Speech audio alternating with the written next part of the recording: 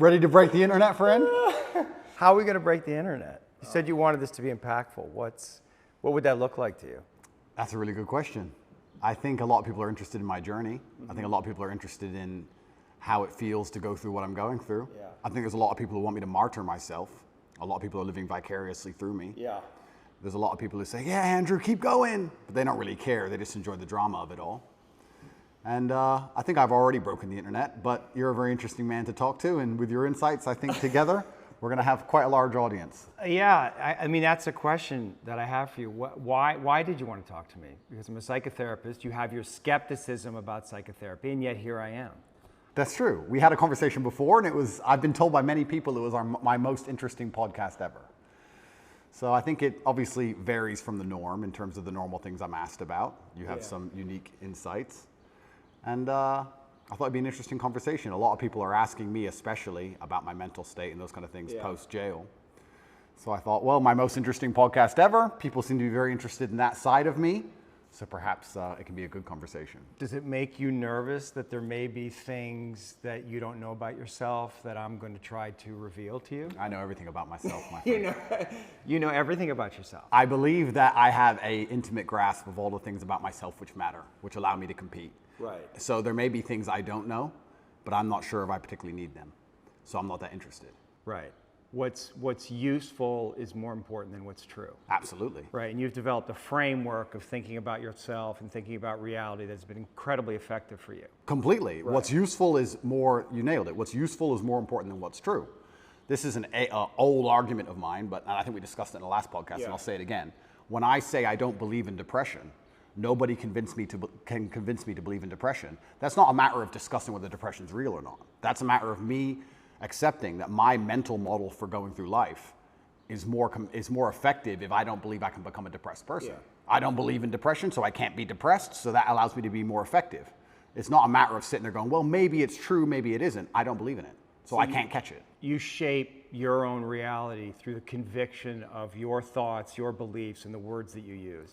Why else would you adopt any kind of mindset unless it's designed specifically to make you competitive and make you win? You install the software in your mind, right? So if I'm going to install software in my mind. Did you install it? Well, I've tried very hard to curate it. Right, because wasn't it installed by your upbringing? Wasn't it installed by your mother and your father in some way? Good question. Before you were conscious, while you were just a developing child, like something got programmed into your psyche that has to have an impact on you. And those things can't necessarily be known because you were at such a young age. Absolutely. We're all programmed to some degree. I agree with you on this so far. I don't think anybody can escape programming, whether it's society, whether it's a television show, whether it's the people around you, peer pressure, whether it's a religion. We're all programmed to some degree. That's absolutely not really true. What I have done, and what I think most people do not do, is heavily analyze why I hold the beliefs I hold, why they help me. If I don't hold the belief personally, or if I didn't learn it from personal experience, I know where it came from, who tried to teach me that, whether their intentions for me were good or bad. And I've tried very hard to have my mindset rigidly analyzed and make sure that it's put together in a way which benefits me completely and absolutely. And I do not believe in things that take away power from me. Right. I refuse to do that. I would rather say that they are not real. And people will sit here and argue to the end of time that they are real, but they're not real in my world. And I live inside of my mind. So even if you throw me in a Romanian dungeon, the idea that I become a depressed person is not a framework that my mind works within, so I can't become depressed. I can feel a little bit sad, sure, I can feel depressed, but I can't be depressed. They're very different things. So that's just the mindset I've installed, and it's allowed me to be competitive. And I believe, personally, my personal beliefs are that life as a man is hyper-competitive, and whatever software you have in your mind should be designed to make you as competitive as possible, and you shouldn't be believing in absolutely anything else. So I've tried very hard to make sure all of my worldviews and all of my experiences and everything is curated and aimed in a direction which is going to allow me to be a fearsome competitor in all realms of human endeavor. Have there been some of your beliefs or convictions that have been challenged through the experiences that you've had, particularly in the last, recently? Well, people challenge me often. And what a lot of people don't understand is that I will never adopt the thinking of somebody who is sad, and I will never adopt the thinking of somebody who is less competitive than I am, or less successful than I am. If someone comes along and goes, Andrew, you are wrong, the way you see the world is wrong, but they are suffering from an affliction, why would I adopt a single iota of what they say? So it's kind of funny when I talk about depression. the number of people who defend depression. Depression's ruined my life, it's super real, and I lost my wife, and my life is over, and I want to kill myself, it's real. I'm like, surely you should like my worldview. If depression's so terrible and it's destroyed your entire existence, you should be listening to me tell you it's not real. But instead they're defending it and sticking up for it, which I find very interesting. So that's the first thing. In regards to whether I have had any of my convictions challenged, it's kind of amazing. Maybe it's just a semantics trick, and maybe it's that simple. Maybe it's as simple as saying, I feel a little bit depressed today, but I am not a depressed person, and I cannot become depressive. I'm not going to have depression. Maybe it's just a semantics trick, and by saying that alone, I understand that it's a temporary state of mind, which I can alter and I can affect. And I've never struggled with long-term depression or long-term negative thoughts because I don't believe in that mental model. I think that your mind, like I said, it's software, it's programmed in, and they say inside the Matrix or in every single video game, there are boundaries and there are limits. There are certain things you can and can't do. And I don't believe my mind can be put in a state of permanent negativity. I don't believe in that. I don't think it's possible, so it just doesn't happen. You said you experienced depression, some form of depression or depressive feelings and sadness in prison. What were the thoughts that were coming up? What was happening? Well, there's a lot of uncertainty, which is the first thing That has to be scary. It is scary. It's scary. And also because you're a man who's totally in control of your world, of your life, and that's almost like an imperative for you. And that gives you power. And all of a sudden you're thrust into a situation where you're essentially helpless. Well, you just nailed it. You completely nailed it, because I was exactly about to say it's the uncertainty that I struggle with the most, because in my life I'm in charge of everything. I know exactly how everything works, and I'm the boss, and I get to control absolutely everything. And this is the first time in a long time I'm in a scenario where I have no power whatsoever, no influence, basically. I don't know what's going to happen. Nobody else knows what's going to happen. And also in my worldview, in my world, I'm the hero, right? I'm the head of the clan. Not just my family, but of a lot of people. A lot of people rely on me. Lots of women rely on me. Children rely on me, etc. So everyone comes to me every time there's a problem. So they continued to do that while I'm in a jail cell, expecting me to have some kind of answer. And I'm like, well, I don't have an answer this time. Every other time I had an answer, but this time is a bit unique. How did that feel? You don't have the answers. You can't help. Yeah, I mean, it was frustrating. It's very frustrating, and it's the uncertainty that would bother me. I don't think I felt sad very often, but I certainly felt extremely frustrated. I would sit there and think, there has to be a way out of this room. Not breakout, but like there must just be some words I can say, someone I can talk to. There must be a way. It's only a door. Like I can't just be stuck in this room. And it was hyper frustrating. Yeah, and the uncertainty of it is also scary, because in my situation, every 30 days they decide if they hold you longer or not. And I was encountering people who had been in there for years in my scenario. So. Well, the uncertainty is a form of torture, really. Oh, absolutely. Yeah, it's torture. It is torture. And it's designed to make you break. You don't know how long you're going to be there for. Nobody knows. You hear horror stories. You see other people getting out who've done worse things than you after a week because they've signed a piece of paper or admitted to something or whatever they've done a deal. And you're sitting there, and yeah, it's hyper frustrating. And I think you have two choices as a man. Often when bad things happen, I feel like you can maybe get depressed and sad about it, but the other outlet's usually anger or a form of anger. I felt like anger was more, in many cases, anger is more effective, I guess. It's more useful. You were angry in there? I wouldn't say I was angry, but if I started to feel negative, I could turn it into frustration or anger, which I could at least alleviate with 2,000 push-ups. It's better than feeling sorry for myself. I feel like if I had to choose one of the two outlets, deciding to use controlled anger was more beneficial than sitting around feeling sorry for myself. I don't ever believe in moping or feeling sad. So when I was at my worst, perhaps I was a little bit angry. But then again, I also think I do that in my normal life. If I'm honest, I don't think anger is a necessarily bad thing. I think that misdirected anger is a bad thing. I think if you get very angry about scenarios and you put it in the correct direction, you get unlimited motivation and you get a lot done. The water behind the dam, it can be destructive, but if it's pushing through the turbine, it powers the town, right? So if I wake up and I go, I want more money, if I can get pissed off enough about it, I can do 36-hour work days, right? So there's nothing wrong with being angry in my world as long as you are putting it in the correct direction. It's uncontrolled anger, I think, is a problem. Right, anger can be used as a fuel, and it's necessary. And from my framework, anger sometimes is a mask for pain. I'd agree with that. So did you experience pain in there? I know pain is a kind of an abstract word, but was it painful for you? Like, I want to know about your pain. Yeah, it's strange because I'm being as honest as possible. It's strange because I had this instilled sense of duty where even though I'm in a jail cell and I can't leave, and even though I'm cripplingly bored, I don't feel like I had time to feel pain, or I didn't feel like I had time to be a victim. You had nothing but time. No, I didn't have time. What are you talking about? Because everyone outside still relied on me. So when I would get on the phone, people would... Is that avoidance, though?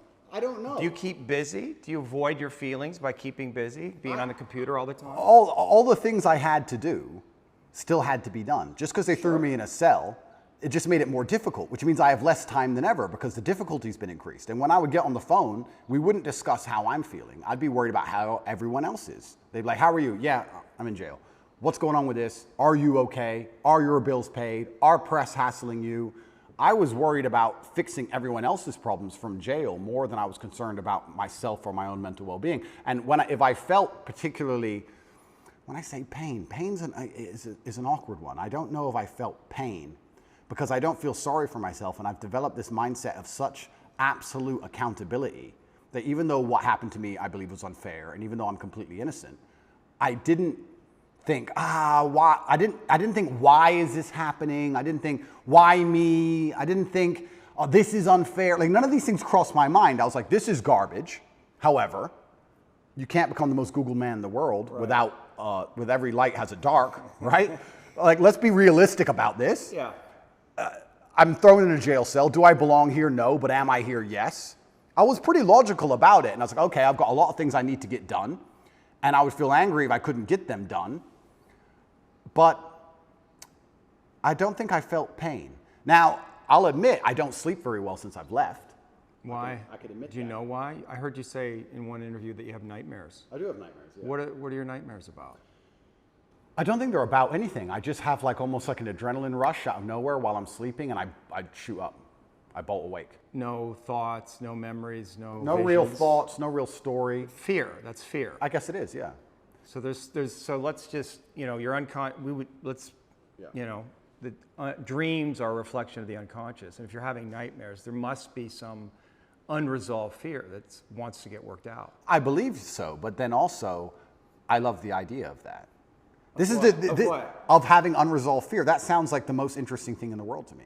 If someone were to say to me, Andrew, take this pill and your unresolved fear will vanish, I would say absolutely and utterly not. That's not fun.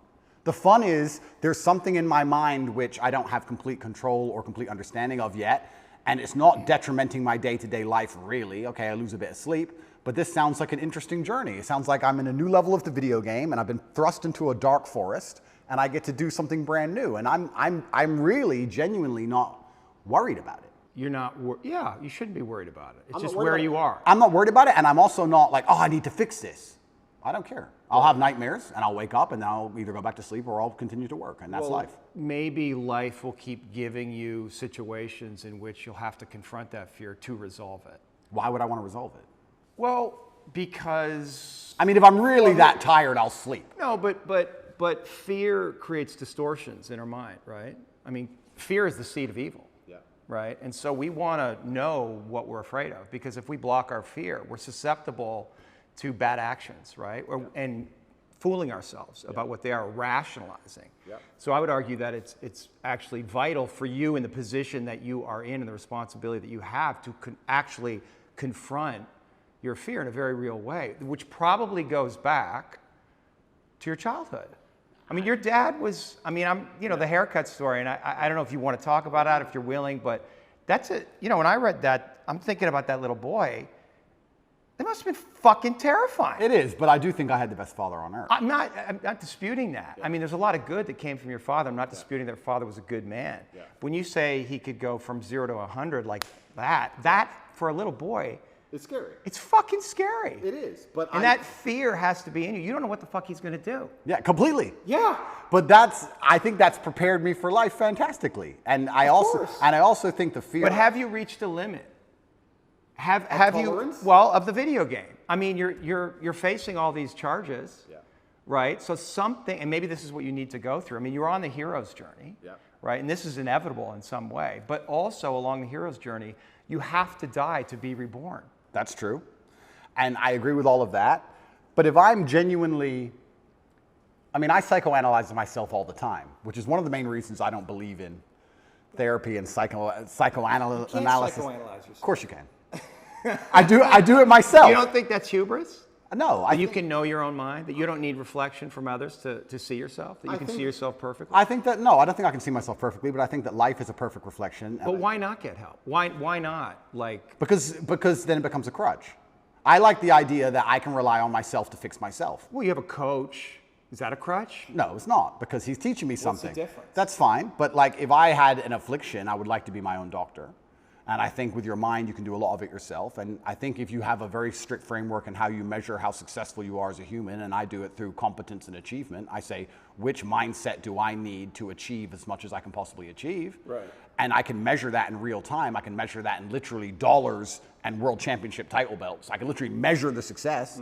I'll say, okay, well then this is the mindset I need to have to be as successful as possible. Anything that's deviating me away from that needs to be addressed and concerned and dealt with, and I can do that myself. And I think the fear that, if it's fear that's waking me up from nightmares now, it's just because I understand there's a very big apparatus, a very big enemy, which I cannot destroy and I cannot beat, coming to get me. So I do think that wakes me up. I think the fear is healthy. I think I'd be stupid to not be afraid. But I don't necessarily want the fear to go away because I have no problems feeling bad. Well, it's not about going away. It's coming into deeper relationship with it. And understanding that there's fear that's happening in real time, but there's also fear that may be in your psyche somewhere, in your body, that's connected to your history. And that may need to be resolved, because otherwise you're projecting things out that you may not be seeing reality totally clearly. That's the thing, right? Like, is there a way that you're not seeing things perfectly clearly? Well, then we go back to what I just said about perhaps that's true, but if I measure myself purely on competence and purely on achievement, whatever I think and whatever I'm doing is obviously fantastic. So I'm very happy with the mindset I have. And then we go into the argument, which is a level deeper, is am I supposed to be happy? Am I supposed to feel good? No, it's not happy. No, of course, but this is what I don't understand about people, especially men in the world today. Why are they so worried about being afraid? Why are they so worried about, I was afraid every time I fought. Yeah. I fought anyway. Yeah. Like, I don't let fear guide what I'm going to do. I do what I'm supposed to do regardless of how I feel. So I don't see anything wrong with feeling fearful. I don't see anything wrong with feeling stressed or under pressure or anxious. All these things men are trying to get rid of. And I talk about men specifically. I gender this because I'm a man. I don't know how it feels to be a woman. But all these things that people are trying very hard to get rid of from their brains, I don't see why they need to leave. I will argue the point that if I feel anxious and pressured and stressed and fearful, I will get more done than if I was happy. I think if I was happy, I'd just be hedonistic and just wasting my time. I think that you get a whole bunch done with these negative connotations and negative emotions, and I think that life is suffering and pain, and you're here to go through it, and the sooner you get used to the taste, the more successful you're going to be. I have no interest in trying to change the flavor, my friend. The flavor of life is pain, and I will eat all of it. And it doesn't matter if they put me back in jail or not. I'm not sitting there going, how can I be happy in jail? I will sit in jail and say, yes, this sucks. It's supposed to suck. Yes, I'm not enjoying this. Yes, I'm anxious and paranoid. And yes, that guy might stab me. And yes, I can't sleep. And I miss my family. And this is what's supposed to happen to me. And this is how I become the best man I can possibly be. And I'm going to succeed regardless. You're very convincing. You're so good though, right? It's almost like I feel like you can rationalize anything, right? It's almost like a trick. Magic trick? Well, you're really good at talking, you're really smart, and it's almost like any question you can turn and make it work for you, which is great. It's a skill, but there's also a place where there's the potential for self-delusion. Oh, absolutely. And I'm not even going to sit here and say that I'm not delusional to a degree. I'm not saying that self-delusion doesn't exist. We all are, right? Let me give you a very simple example. Let me try and use an analogy.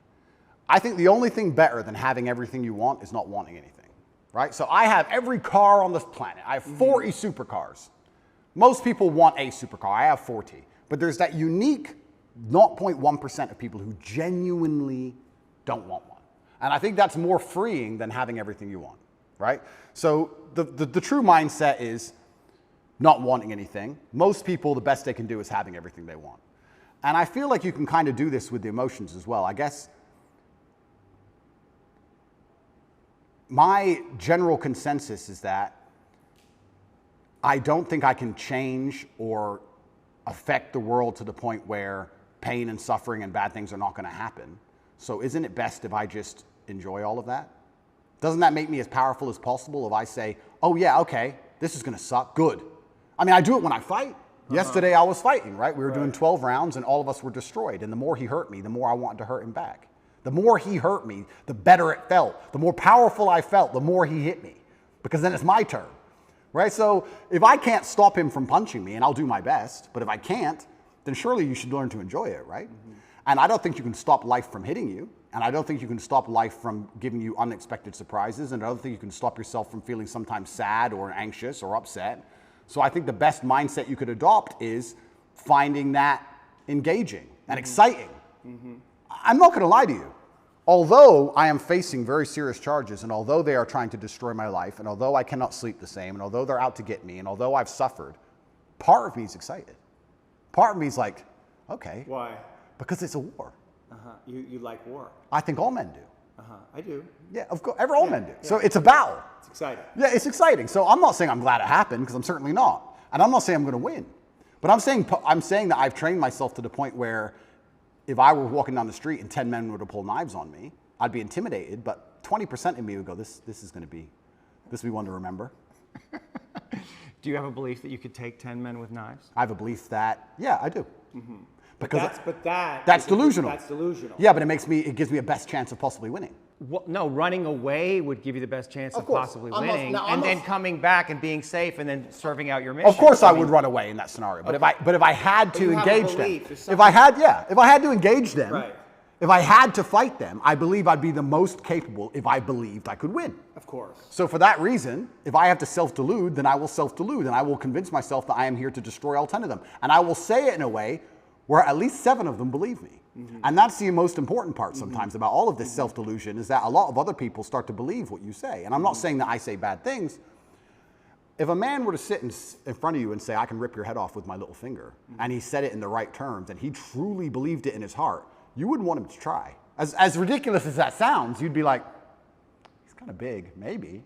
You know, it crosses your mind. So I think that, yeah, I have psychoanalyzed myself, even though I'm not officially, certified. And I've decided that I can't stop bad things from happening to me. So instead, I'm going to enjoy bad things happening to me. And I'm going to build a mindset that makes me fearsome enough to succeed regardless of how stacked the odds are against me. Yeah. And I appreciate your mindset, and it's well thought out, and it's useful to you. And so I'm just pushing up against the places where I think there might be contradictions. And I like to hear it. Yeah. I like to hear it. But like I said right now, I'm not a coward. And I want to make this very clear. I'm not a coward. I don't care if I don't sleep again for the rest of my life. I refuse to take any fucking pill, and I refuse to sit and have my mind altered by anything I do not control. I don't care if I have nightmares for the rest of human time. Right. As long as I'm in charge of my mind, I'm in charge of my life. If God decides that I don't need nightmares anymore, I'll fathom out how to stop it. If God decides I need to wake up in the middle of the night in a sweat, fearful or afraid they're coming to get me, then that's God's plan for me, and that's what I'm going to deal with. I'm not a coward. I'm not afraid of any of these things. I'm not afraid of feeling bad. I'm not afraid of anxiety. I'm not afraid of panic. This is one of the things I think a lot of men out there struggle with, is they're so worried and afraid of bad feelings. And to me, that's just showing that you've had an easy life. Like, there's real people out here who are trying to kill you. There's people out here who put a knife in your neck. You're scared of what? Feeling sad? Who cares?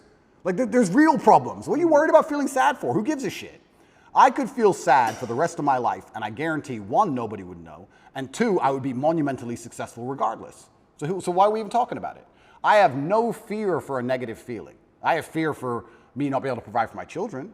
I have fear for people who rely on me not being provided for and cared for, but I don't have I don't wake up and go, I'm worried if I might feel sad today. Who cares? Who cares? I can be happy or sad on the same day. Nobody notices, and the same things get done. The exact same amount of work gets done. Nothing changes.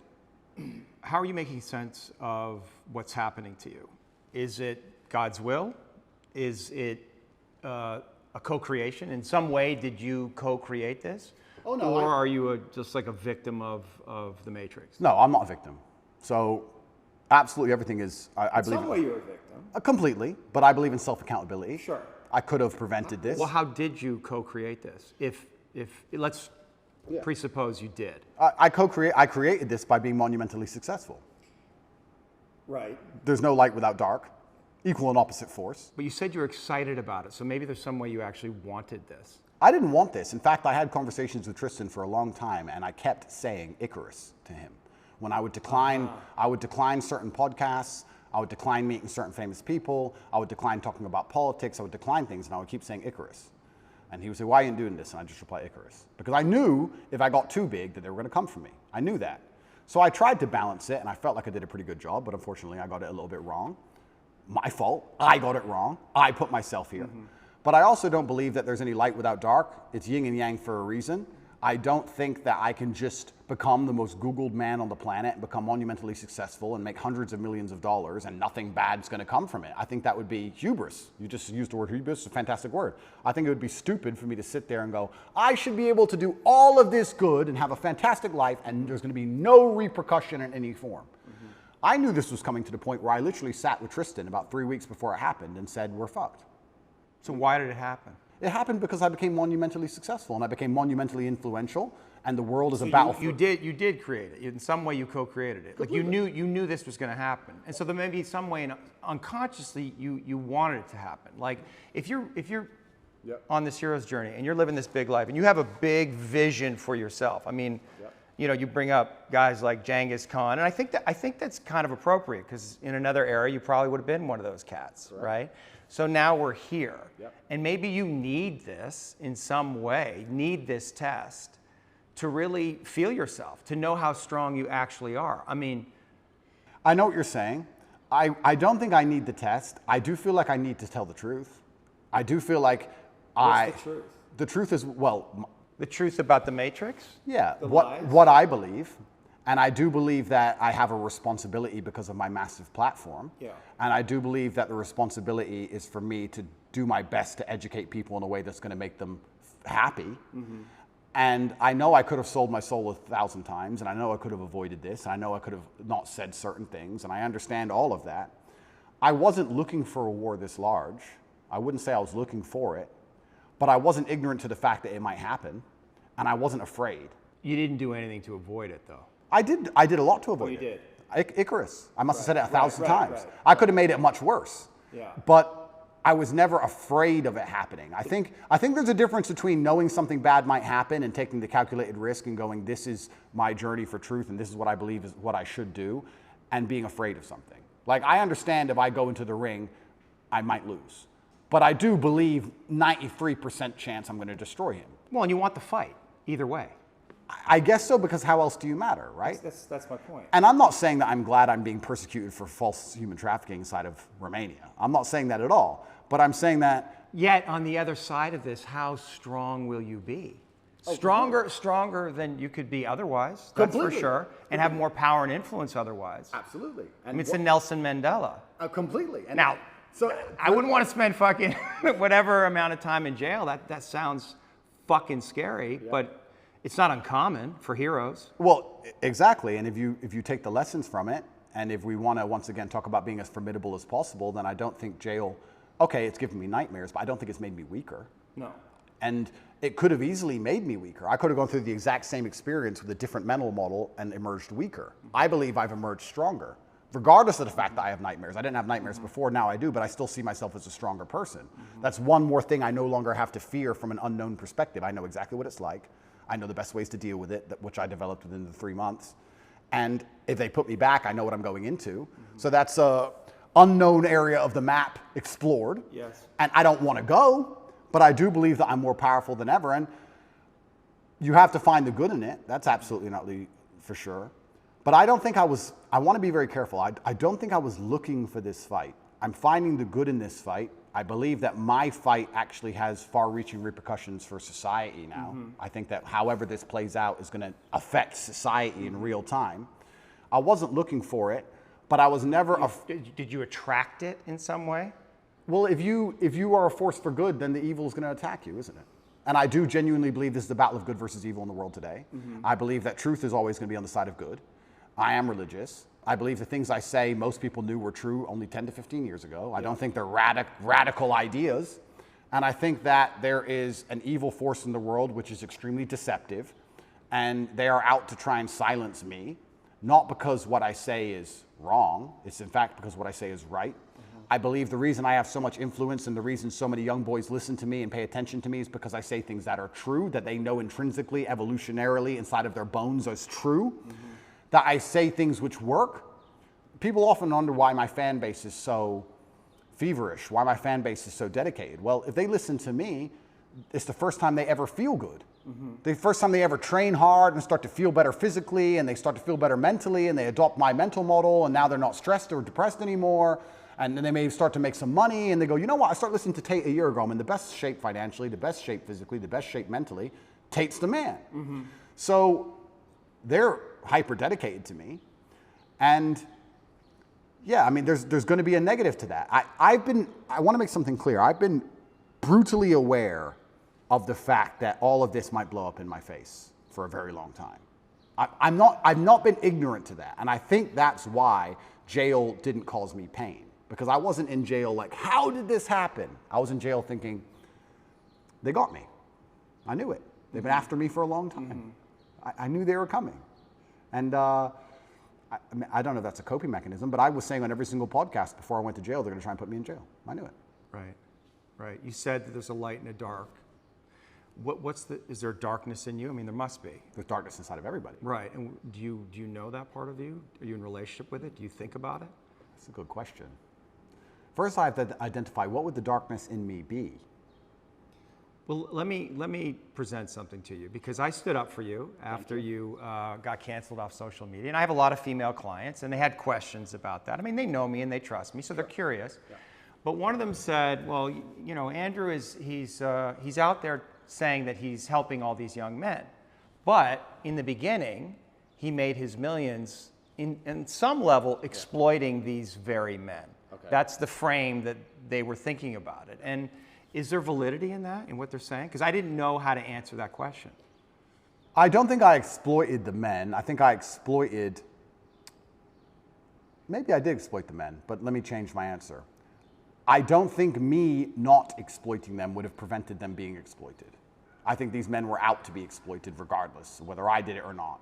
So, but you can see how that sounds cynical to somebody, where you say, well, they're going to be exploited anyway, so I'm going to make money off them. And then once I make money off them and I get this platform, then I'm going to champion them. Completely. I mean, I guess that's probably one of the most logical arguments against me I've heard. Then we have to argue whether I was really exploiting them, which is another argument, right? Absolutely. Because a lot of these men, the only reason they didn't kill themselves is because they had an online girlfriend. Sure. So I actually think that webcamming and girls as a whole is closer to therapy than it is porn. Truly. These men are completely miserable, and the only joy they have is logging into that website. So I don't think I did exploit them. The reason I said the fact they're going to be exploited anyway, it's very similar to having an alcohol store. Let's say there's 3 alcohol stores in a row and all of your customers are alcoholics. Well, if you close your alcohol store, what happens? They just buy at the next store next door. Right. They're still going to be an alcoholic. You're not saving anyone's life. Right. But I don't think I necessarily exploited. I didn't see myself as exploiting them or exploiting the girls. I don't think that. I think it was a business opportunity, and I approached it the way I approach everything, which is extremely professionally, and I got good at it, and we had a very successful company. Everybody was happy, including the men at home and including the women who all became millionaires. I've turned more women into millionaires than I've turned men into millionaires. So, but maybe that's the reason they're coming after you, because they feel in that a contradiction, and they're not buying your story. Right? They don't believe it. They're like, oh, this is an act. He's not genuine. He's actually out for himself. Right? Well, and so that's the place that they want to get you, because there's definitely an energy out there. They want to get you. Oh, no, they're out to get me. Yeah. And I don't think that's the reason why, though. Well, depends who we're talking about. Yeah. But we're talking about the Matrix. I understand why and you've talked about that a lot in podcasts. We could talk about that, because you are speaking a lot of truth, and you're confronting all the lies in the culture, and you're speaking against the most powerful forces in the world. But individual women, let's say, they're going to look at what you're doing, a lot of them, and a lot of them, they're completely insane, and they're looking at these little clips, and they're distorted in their own feminism, and maybe unconsciously they can't reconcile to the fact that they would actually want a man like you. I think that's a lot of what's going on. It's like projection. I'd agree with that. Nevertheless, there is an energy that's like they want to get you. They want you to be punished in some way. Yeah. And so, like, how do you, like, what do you do with that? How do you deal with that? Like, how do you answer to that? Like, if that woman was sitting here, what do you say to her? Yeah, I would say that her argument to a degree is a logic fail. Let's take it away from webcamming. It's a female. Logic. Don't be a misogynist. There's your blind spot right there. Don't be a misogynist, but that's like saying because... Well, it's not misogyny. You know? No, of course, but that's like saying because you've ever eaten a steak, you don't care about animals, effectively. Right. What she's saying is because he had a business in which some man may have felt exploited at some point, he doesn't care about humanity, which is a logic fail. Yeah, I understand. So that's not valid. What I have found in my experience often is that many women who seem to dislike me, after they meet me, don't dislike me anymore. I think the energy which they find repulsive over a screen or affects them emotionally over a screen, they end up liking in person. I think hate and love are actually very close to each other. And I've had women who scream how much they hate me at the screen, and then they meet me and they're literally in love with me. Well, you're a nice guy. Of course. So I've yet to meet a female in person who dislikes me. And I would love to talk to these women. I think that'd be the best conversation ever. I think it'd be the best podcast on earth. Yeah. But they are out to get me. They're certainly out to get me. I think that the fact that I'm so assured in a lot of my convictions, they find very threatening. People in general now seem to find it threatening when you're the kind of person who says, no, it's this way. And they say, oh, but the news said it's that way. Don't care. It's this way. And they find that ignorant, but it's not ignorant. I think it's just assured in your convictions, and they find that threatening, very threatening. I think that there's a lot of people who find me threatening, not because of necessarily what I say, but just how sure I am in my convictions and the way I present myself and in my monumental success. They find that overall threatening. The same way a rabbit will find a tiger threatening. It doesn't know why, it's just like, it just wants to run away from it. So is it incumbent on you then change the way you're delivering the information so more people can hear it? No. No. Because there are some people who cannot be saved, and it's not my intention to save everybody. I have no intention of trying to convince everybody to like me. My intention is to try to speak to the people out there who know what I'm saying is the truth and who like the way it's being presented and said. I, once again, have no concern with being disliked by X percentage of the population. And I want to make this clear. I've spoken to a lot of people who have talked about how their mental health has been affected by, online bullying and media campaigns and smear campaigns. I don't think anybody's been attacked by the media in the last 2 years harder than me. Every day, there is something in the media trying to paint me as a bad person. On TV channels from Ulaanbaatar to Utah, across the entire world. And I can sit here and say categorically, I've never read a media report and been like, shit. I've just been like, clowns. Don't care. That's a lot of energy coming at you. I mean, psychic energy coming at you. And like, have you reconciled to this idea that you're Andrew Tate. You were born, you have a life, you have your own inner world, just doing your thing. And then there's an Andrew Tate that's out there. And people are projecting their love and hate onto you, and it's not, none of it's really real, but you have to hold all of that mass projection. Correct. How is that? Yeah, but then let's psychoanalyze me, right? You're the professional, I'm the amateur, but let's do it. Why don't I care that the media continues to attempt to slander me continuously, and they don't do it to anybody else, and it's unfair that they're doing it to me, because if I was a genuine sexual predator like the people they defend, I'd be protected by these people. We can discuss this, right? Sure. If I was going into girls' toilets, they wouldn't say anything bad about what I was doing. Yeah. So why are they, the fact that it's so unfair and it's so pervasive and it's so aggressive, why doesn't it bother me? Am I ignorant? It doesn't bother you? I don't think it does. Do you block it out? I mean, you must read these things and you see your name associated with these horrendous crimes. But it's not real. I understand. It's false. But you're able to keto every fucking bullet perfectly? If what they were saying was true, it would bother me. Yeah. But genuinely, because I know it's all garbage, it's all lies, it's water off a duck's back. And maybe my obsession with truth is obsession. I don't know if that's the right word. But because I believe I'm talking the truth, and because I believe the current war we're in is genuinely one of truth against deception and lies, that's their only weapon. Sure. That's their weapon, is deception and lies. So everything they say is a lie. So it doesn't really affect me. And I will sit and say that. But I know for me it's painful when I'm not seen. Like my goodness isn't seen, right? Like it's painful, or people misrepresent the things that I say.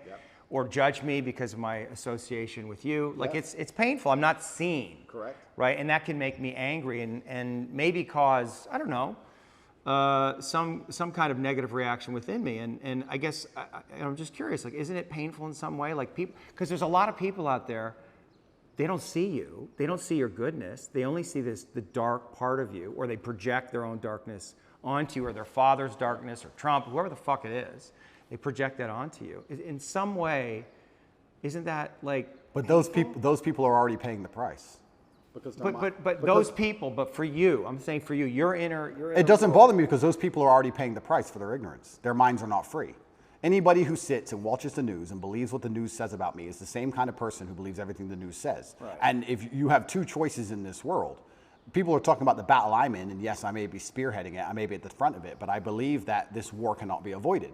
You are either at war against the injustice and against the lies, or you're at war with your own mind when you believe they're garbage. It is impossible for a man to believe the crap they want you to believe and be a happy, functioning adult. It's impossible. If you believe the shit that's on the television as a man, you're going to be miserable. So you're either at war with your brain or you're at war with them. Anyone who's going to sit there and go, I believe Andrew Tate is a human trafficker, I have 25 vaccines, I believe in Ukraine. These people are already paying the price because they're already miserable, and I can guarantee everyone who dislikes me is an unhappy person because their minds are enslaved. Mm-hmm. So I don't feel, when someone sits across from me, which has never happened in person, but let's say someone on the internet makes a video about me, right? Mm-hmm. And these happen. A new Andrew Tate's the worst man ever. I can load up the video and just look at him for a fraction of a second and go, he's paid the price. Right. He's already miserable. If I was that person, then depression would be real. These are fat internet trolls, losers, mm-hmm. who can't compare to me in any human metric. They know it, which is why they dislike me. Mm-hmm.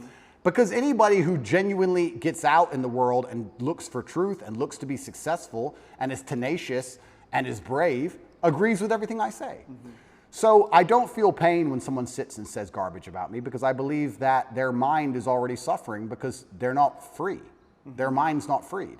Anybody who can listen to what I say long enough and not be emotional about it and actually understand it, well, those people aren't paying a price. So maybe that's a coping mechanism, but every single time I see a woman who hates me or a man who hates me, and I compare them to the people who like me, there's a massive contrast in overall physical attractiveness, success, financial success. Like, it's amazing. Sure. So it's like, okay, well, my haters are way down here, and the people who agree with me are way up here, so let them hate. Maybe they just resent you. Of course, not maybe. I think a lot of the reason this is happening to me is, and maybe this is arrogant, but...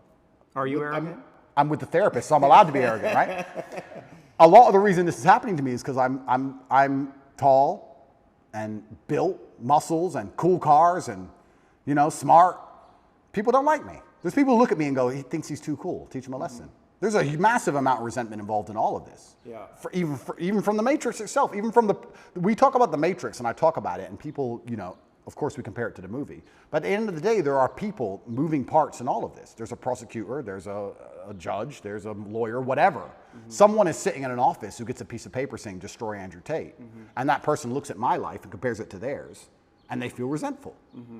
And then they go, okay, let me use every power I have to try and destroy this man. Right. If my life wasn't so aspirational is a word you can use, but if it also didn't tick nearly every single box in regards to every teenage boy's dream, I think that they would be a lot less interested in trying to hurt me. Right. They're trying to hurt me because of the things I have and what I can do. Mm-hmm. So there's a massive level of resentment in all of it. And I also think the people who dislike me, a lot of it's resentful. It's either weaponized virtue or resentment. Right. Especially weaponized virtue. Let's talk about that. Because whenever I have a hater online, it's funny, people who hate me in person are very respectful to me. It's very strange. Isn't it weird how the bottom line of humanity is always going to be physicality? When they meet me, they shut up. Sure. Keyboard warriors are very tough. Of course. But online, it's very hard to say I'm stupid. It's very hard to say I'm not successful. It's very hard to say I'm fat. It's very hard to say I'm ugly. It's very hard to say I'm not charming or I'm not charismatic. It's very difficult to attack me with anything other than the fact I'm a bad person. Mm-hmm. He's all these things. He's perfect in nearly every metric, but he's a bad person. Yeah. Right? So how do you do that? Well, you take a virtue and you weaponize it. Misogyny, homophobic, whatever it is. They pretend they care about the subject when they don't. And they put it into a bullet and they shoot it at you. And it's weaponized virtue. It's not genuine virtue. These people who are saying I'm a misogynist don't care about women or care about combating misogyny. They just want to try and hurt me with it. Yeah. That's the first thing. Or the second thing is genuine resentment. Yeah, I remind them of the guy who picked on them in school. Yeah. Or the guy who fucked their girl, took their girl off them. And they don't like me for it. But that's not my problem. That's their issue. Are you defensive? Is that like a defensive posture? Is the way that you can be? I really want when I. Are you open to these people? No. And when I talk to you, I want. They want you to be open to them. This is what I think it is. It's like you are the man. It's like you are the daddy. It's just like, why are you being so mean to me? Why are you fucking yelling at me? I want you. I need you, brother. Like, show up in a good fucking way. Where are you? Like, that's what's going on for them emotionally. Perhaps. Yeah. And so do you have a responsibility in that place to transcend the place you are in to really fully realize your leadership? You know what I'm saying? That's a very good question. And when I'm talking to you, I want to be as honest and vulnerable as I've ever been. I'm trying to be as vulnerable as I can be. You're doing great. But also, so let's talk about these people who resent me the most, or these people who disagree with my message. What's it like for you to be vulnerable? What's that word even mean to you? How do you relate to that word of vulnerability? That's a really good question. I don't know. I don't know how I relate to the word vulnerability. Well, you are vulnerable. You can't put yourself out in the world like this to be seen. That is a vulnerable act. Getting into the ring with another fighter where he might kick your ass, that's vulnerable. That's intense vulnerability. I think emotional vulnerability, nearly at every form, at every level, is basically a form of manipulation. So maybe that's just how you experienced it growing up. Perhaps. Was your mother emotionally manipulative? No. But if a girl cried in front of me, I believe she'd be trying to get an out. I don't think it's just because she feels bad. I think it's because she's trying to get a reaction from me. And I think when men cry to their wives or whatever, a lot of it is trying to inspire sympathy from her. I think a lot of emotional vulnerability to a degree I would argue that is all manipulation. Like then that would indicate that in some way that you are manipulating. We all manipulate each other. Well, that's what I'm saying. So if you're seeing manipulation in others, that must also exist in you. And I guess that's the question. Is there a way, right? Like, can you actually not be manipulating? And manipulating is a strong word. It has a negative connotation, but like in some sense, trying to control. Because one of the things that I find in this conversation, right? It's like, I mean, I actually think you're going along with my line of questioning really well. Like, you're not trying to control everything, but there is a way, right? That you have a tactic. You're trying to control things. You're trying to get away from something. You're trying to control the conversation on some level. Of course. But what if you gave that up? Well, okay. Give it up. Give it up. I'm trying. I'm trying to be as vulnerable as possible. But when like just the idea of it, right? Like what would happen if? Let's do it. I'm trying my very best. Old habits die hard. But don't worry about the result. Just ask yourself the question, like what would happen if you let go of trying to control everything? Just feel into what that would feel like. But that goes back to the point about what vulnerability is, because I don't think humans are as emotionally incontinent as they pretend to be. And I believe that when you truly feel pain or truly feel trauma or something really bad happens to you, the result to that is usually silence. I don't think you talk very much at all. So people, you ask me, what is it like to be vulnerable? Well, to me, that's not crying. That's not... I think when anyone's doing that, 99% of the time, it's a manipulation tactic, I believe, personally. Maybe that's just my personal experience. But yeah, maybe. But I think especially with men, I think it's a manipulation tactic when they try and show too much emotion, and women do it as well. And I don't react very well to it. If someone were to sit in front of me and start bawling their eyes out, it's very hard to elicit sympathy from me for that reason. I feel like you get sympathy from me by sitting and explaining to me why something bad happened to you in a logical, calm, stoic manner. If someone starts crying in front of me, I feel like they're trying to manipulate me, and I don't buy it. Or maybe you judge it in them because you judge that in yourself. Perhaps. I mean, it's my human experience, right? And it's my bias. Right. But I'm trying to think of the very few scenarios in which I would ever cry. And I'm thinking, would it genuinely be because I feel so much pain, or if I think it could benefit me or help me? Would I be trying to manipulate somebody? Now, that's not something I'd ever do because it's not my personality and mental frame. But crying is just a physiological reaction to express pain and grief that allows us to release this and to come back to homeostasis. It's manipulation. It's just, well, it can be. It's don't attack me but anymore. It's also a physiological response. Oh, completely. But it's don't attack me anymore. It's I'm the victim, don't attack me anymore. Can be. Yes, I cheated on you. It's a shield. And so when we talk about what does vulnerable mean, I feel like I'm being vulnerable now when I'm explaining things extremely logically. You are. That's as vulnerable as I can be. I cannot be the kind of person who's going to cry. But once again, this is my mental model. I haven't instilled. But is that what it means? Vulnerability, cry? I guess vulnerability. What about admitting your weaknesses? I'll admit my weaknesses What right are now. your weaknesses? Then this is so interesting because I will tell you. No, it is because I'll tell you I'll admit my weaknesses, and I will. But now I have to try and identify some because in my mental framework I don't have weaknesses. Right. So now it's like, okay, I am prepared to admit where I'm weak. Where am I weak? Well, I've tried so hard for so long to make sure I'm not weak anywhere. And if I am, I've compensated so heavily in some other way, I don't fail. So it's like, where am I weak? I'm that guy who does not fail. It doesn't matter what scenario anybody's life is in. It doesn't matter if you get dumped into jail. It doesn't matter if you're going into war. It doesn't matter if you're bankrupt. Whatever it is, if someone says Tate's on your side, you feel good. Oh, Tate's here. Ah, Tate, okay. Yeah. He can't even swim, but he's here to he's the lifeguard. Tate doesn't fail. I can swim, but it's an example, right? So I do not fail ever. So it's very hard for me to identify weaknesses because I feel like they've all been ruthlessly, I think I've rooted out any weakness or I've compensated so heavily so long ago. I don't see myself as a weak person. I don't see myself as a person who can fail. People said to me in jail, how did you handle that? What else can I do? Not handle it? What does that look like? We're gonna bang my head on the wall like a dummy? Am I gonna have a breakdown and just be a pile of mush? All you can do is handle it. So you were talking about vulnerability. I'm being as vulnerable as I can, but I can't even honestly sit here and tell you a weakness I have because in my mind I have no weaknesses. And perhaps that's delusion.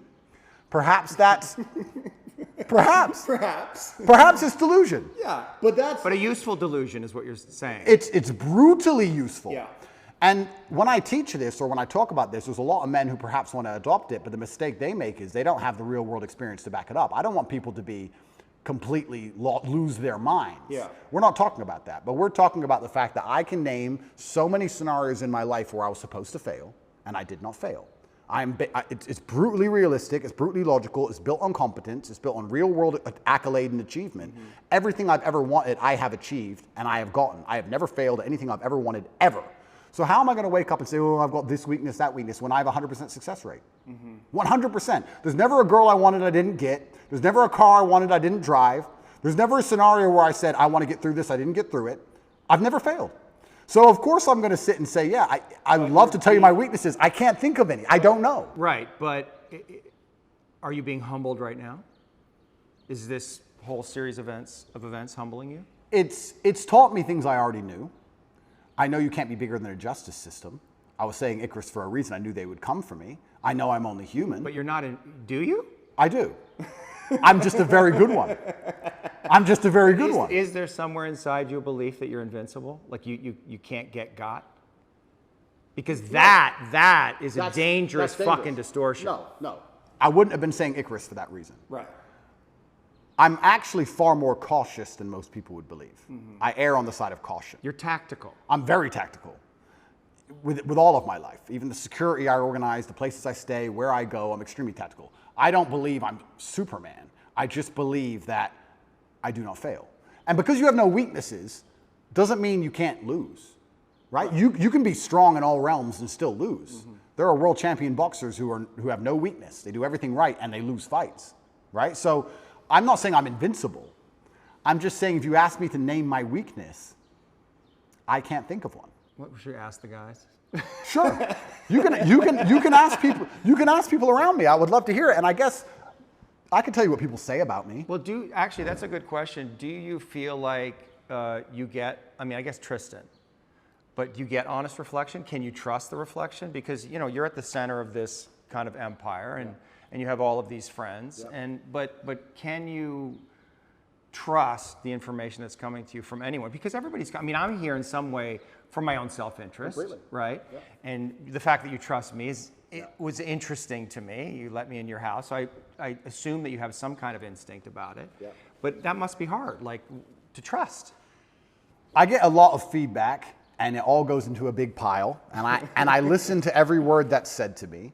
I'm not the person who's beyond reproach. Everyone I work with, a lot of people have said things to me, and I'm told about myself quite often. Yeah. And I put it all in a pile, and I analyze every single word carefully. I ignore most of it, but I do listen to it. And I guess the number one bad or negative thing that people will say about me who know me is they may say I'm very insensitive. I hear that sometimes, usually from women. You're insensitive. I'm insensitive because I think once you become a ruthless problem solver, you come across to a degree as insensitive. We have this big issue and everyone's crying. Okay, stop crying, fix the issue. Right. You have to be insensitive. Okay, what are you crying about? Let's fix that. Right. Well, you know that's wrong. Well, a lot of people want to vent. They don't want to fix the problem. They want to cry. They just need you to be with them and say, I understand, here you are, exactly. baby, I love you. Completely. You're rolling your eyes. Yeah, but that's what I'm saying. So when you become a ruthless problem solver, Right. you become to a degree insensitive. Now, there are some scenarios which that doesn't work, right? There's some problems you can't fix. The death of a loved one, that's different. Yeah. But if people are crying about something which is very fixable, it's very difficult for me to be interested in their crying. And I'll tell you why. Because if I have a set standard for myself, if I wouldn't allow myself that luxury, it's very hard for me to give it out to everybody else. If I don't allow myself the luxury of being incompetent because of an emotion, then it's very hard for me to look at others and go, well, you're allowed to be incompetent because of your emotions, and you're allowed to be incompetent because of your emotions, and I'll just deal with the struggle of never being incompetent ever, regardless of how I feel. If I have standard for myself, I'm going to implore my standard or imply my standard on others, and if they don't meet that standard, then they're going to call me insensitive. What would you have to give up to become more sensitive, particularly to your women? I'm a very sensitive, romantic, nice man. Yeah. In general, I'm actually a romantic man. I get called that a lot. No one calls me cold. Right. It's different. You're loving? Completely. But when it comes to problems especially, Right. can be insensitive. You default to problem solving. Absolutely. And that's not what they want. What's the issue? They want you to just understand and hold them. They want to cry about the problem a while. And time is time is money. Time is money. I'm like, okay, yeah. Boom, boom, fixed. Right. No, but you don't understand. Da, da, da. I do understand. Now it's fixed. Shh. Next. Like, Right. I think that's just competence. And I think that's genuinely, I think most men are kind of like that. Perhaps I'm just hyper like that. Yes. So I get called insensitive sometimes. What else do people say negative about me? This is Are interesting. you arrogant? Well, the difference between arrogance and reality is just competence, isn't it? Say that again? The difference between arrogance and a healthy grasp of reality is only going to be the competence of an individual. That's one way of looking at it. But If I can kick the fuck out of everybody, for example, and I say I can kick the fuck out of everybody, am I arrogant? Not necessarily. It depends on the kind of energy of it, right? But I mean, one might say that arrogance hides insecurity. Like, are there places where you're insecure? That's another very good question, but let me think about this for a second and answer it, because these are questions that have never been asked before. But I don't, okay, so what am I insecure about? This is another point, and maybe this is a personality characteristic, which is interesting. I don't do anything I'm bad at, ever. Oh, like sing? Yeah, like sing. I cannot sing, so I will not sing. I'd love to hear you sing. I'm sure you wouldn't. But maybe that once again shapes my reality, because I refuse to do anything I am bad at. If I'm bad at it, I hire someone else to do it, or I find someone else who's good at it, and I offer value to them to do it. I don't do my entire reality. Why? Why? Because you don't want to, I mean, there's the things you're incompetent in and you have time, but like, because you're scared to look foolish or not be good at something, and people are going to see, oh, Tate's not so great at everything. No, I don't think it's emotional. I think it's purely logical. I'm thinking about my day. Every single thing I do are the things I am absolute best at. If I'll put boxing gloves on after this and I'll go fight and I'll beat everybody. I'll destroy everyone. And I think I only enjoy things that I'm good at. And I also think that if I have X amount of hours in the day, the way I can be the most competitive, most fearsome predator is to spend all of my waking time doing things I'm the best at and leave things that I'm not good at to the other people who perhaps are good at them. If you're an accountant and you want to become as rich as possible, then what you do is as many hours as possible accounting. But you're rationalizing. I am, correct. Yeah. So let me rationalize it. Yeah. I'll rationalize it. Yeah, but that's what you do, and that can be a defense. I mean, rationalization is a classic defense. Yeah, but that's my rationalization. And you're really good at it, But right? rationalization- But it's like a sword you have that's super sharp, and you want to use it all the time. All the time. Yeah, but what if you set it down and realize there's other tools available in your toolkit, and maybe you need to develop those? But rationalizing is how I built my mind. It's all. You don't have to give it up. The sword's right there. You just have to use it all the time. But it's all, my entire framework and how I view the world has all been one massive rationalization, and it's let me build a reality which is exactly what I want it to be. You must know that has limitations, because you can't rationalize everything. That's not what life is. Isn't it? Right? There's other layers of reality that the mind does not understand. Okay, well. Right? You're right. And just because I rationalize things doesn't mean I don't feel things. But, yeah. I know you feel things. Yeah, I feel things. And I actually know that you're really sensitive. Like, I wouldn't be here if I thought you were some, maniacal psychopath. Correct. It's because I'm here because I can feel, and that's what I think a lot of people saw in the interview.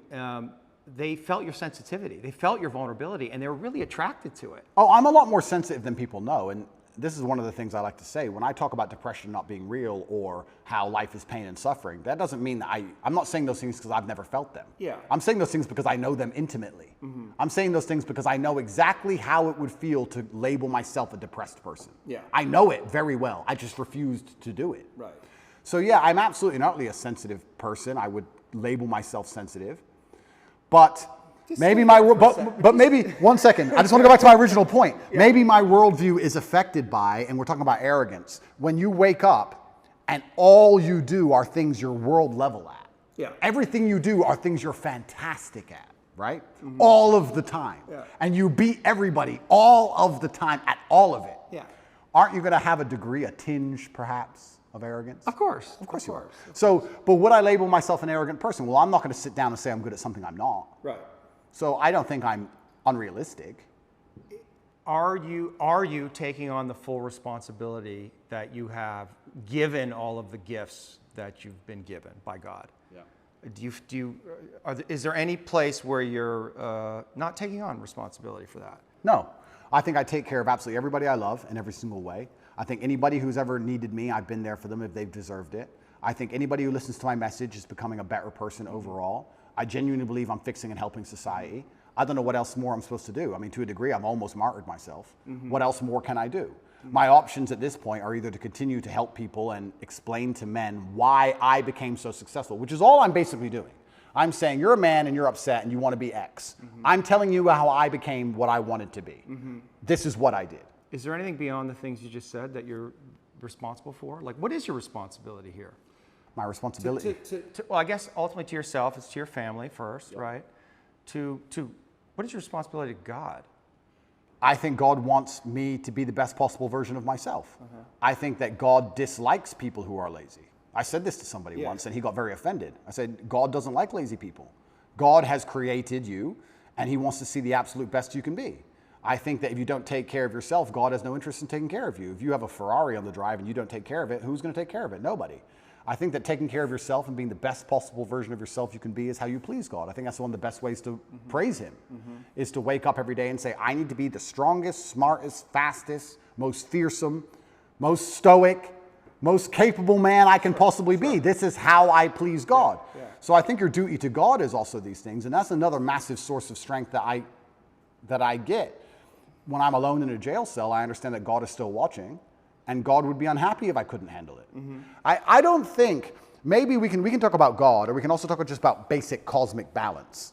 I don't believe you can become the most famous man on the planet calling yourself the top G without the universe testing if you're really about it. I don't think you're going to get to a point where the universe, whatever you want to call it, is going to say, is he really the top G? Yeah. And you're going to have to prove it. If you walk through life and say, I'm made of iron, I'm Mr. Tough Guy, sooner or later someone's going to check you and find out if you are or not. Right.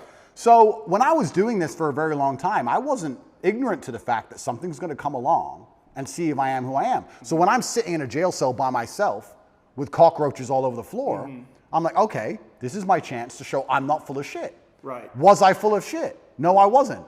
Am I going to allow everything I've ever said and my last name and my duty to God and everything to go down the pan, or am I going to just man up and fucking win? Right.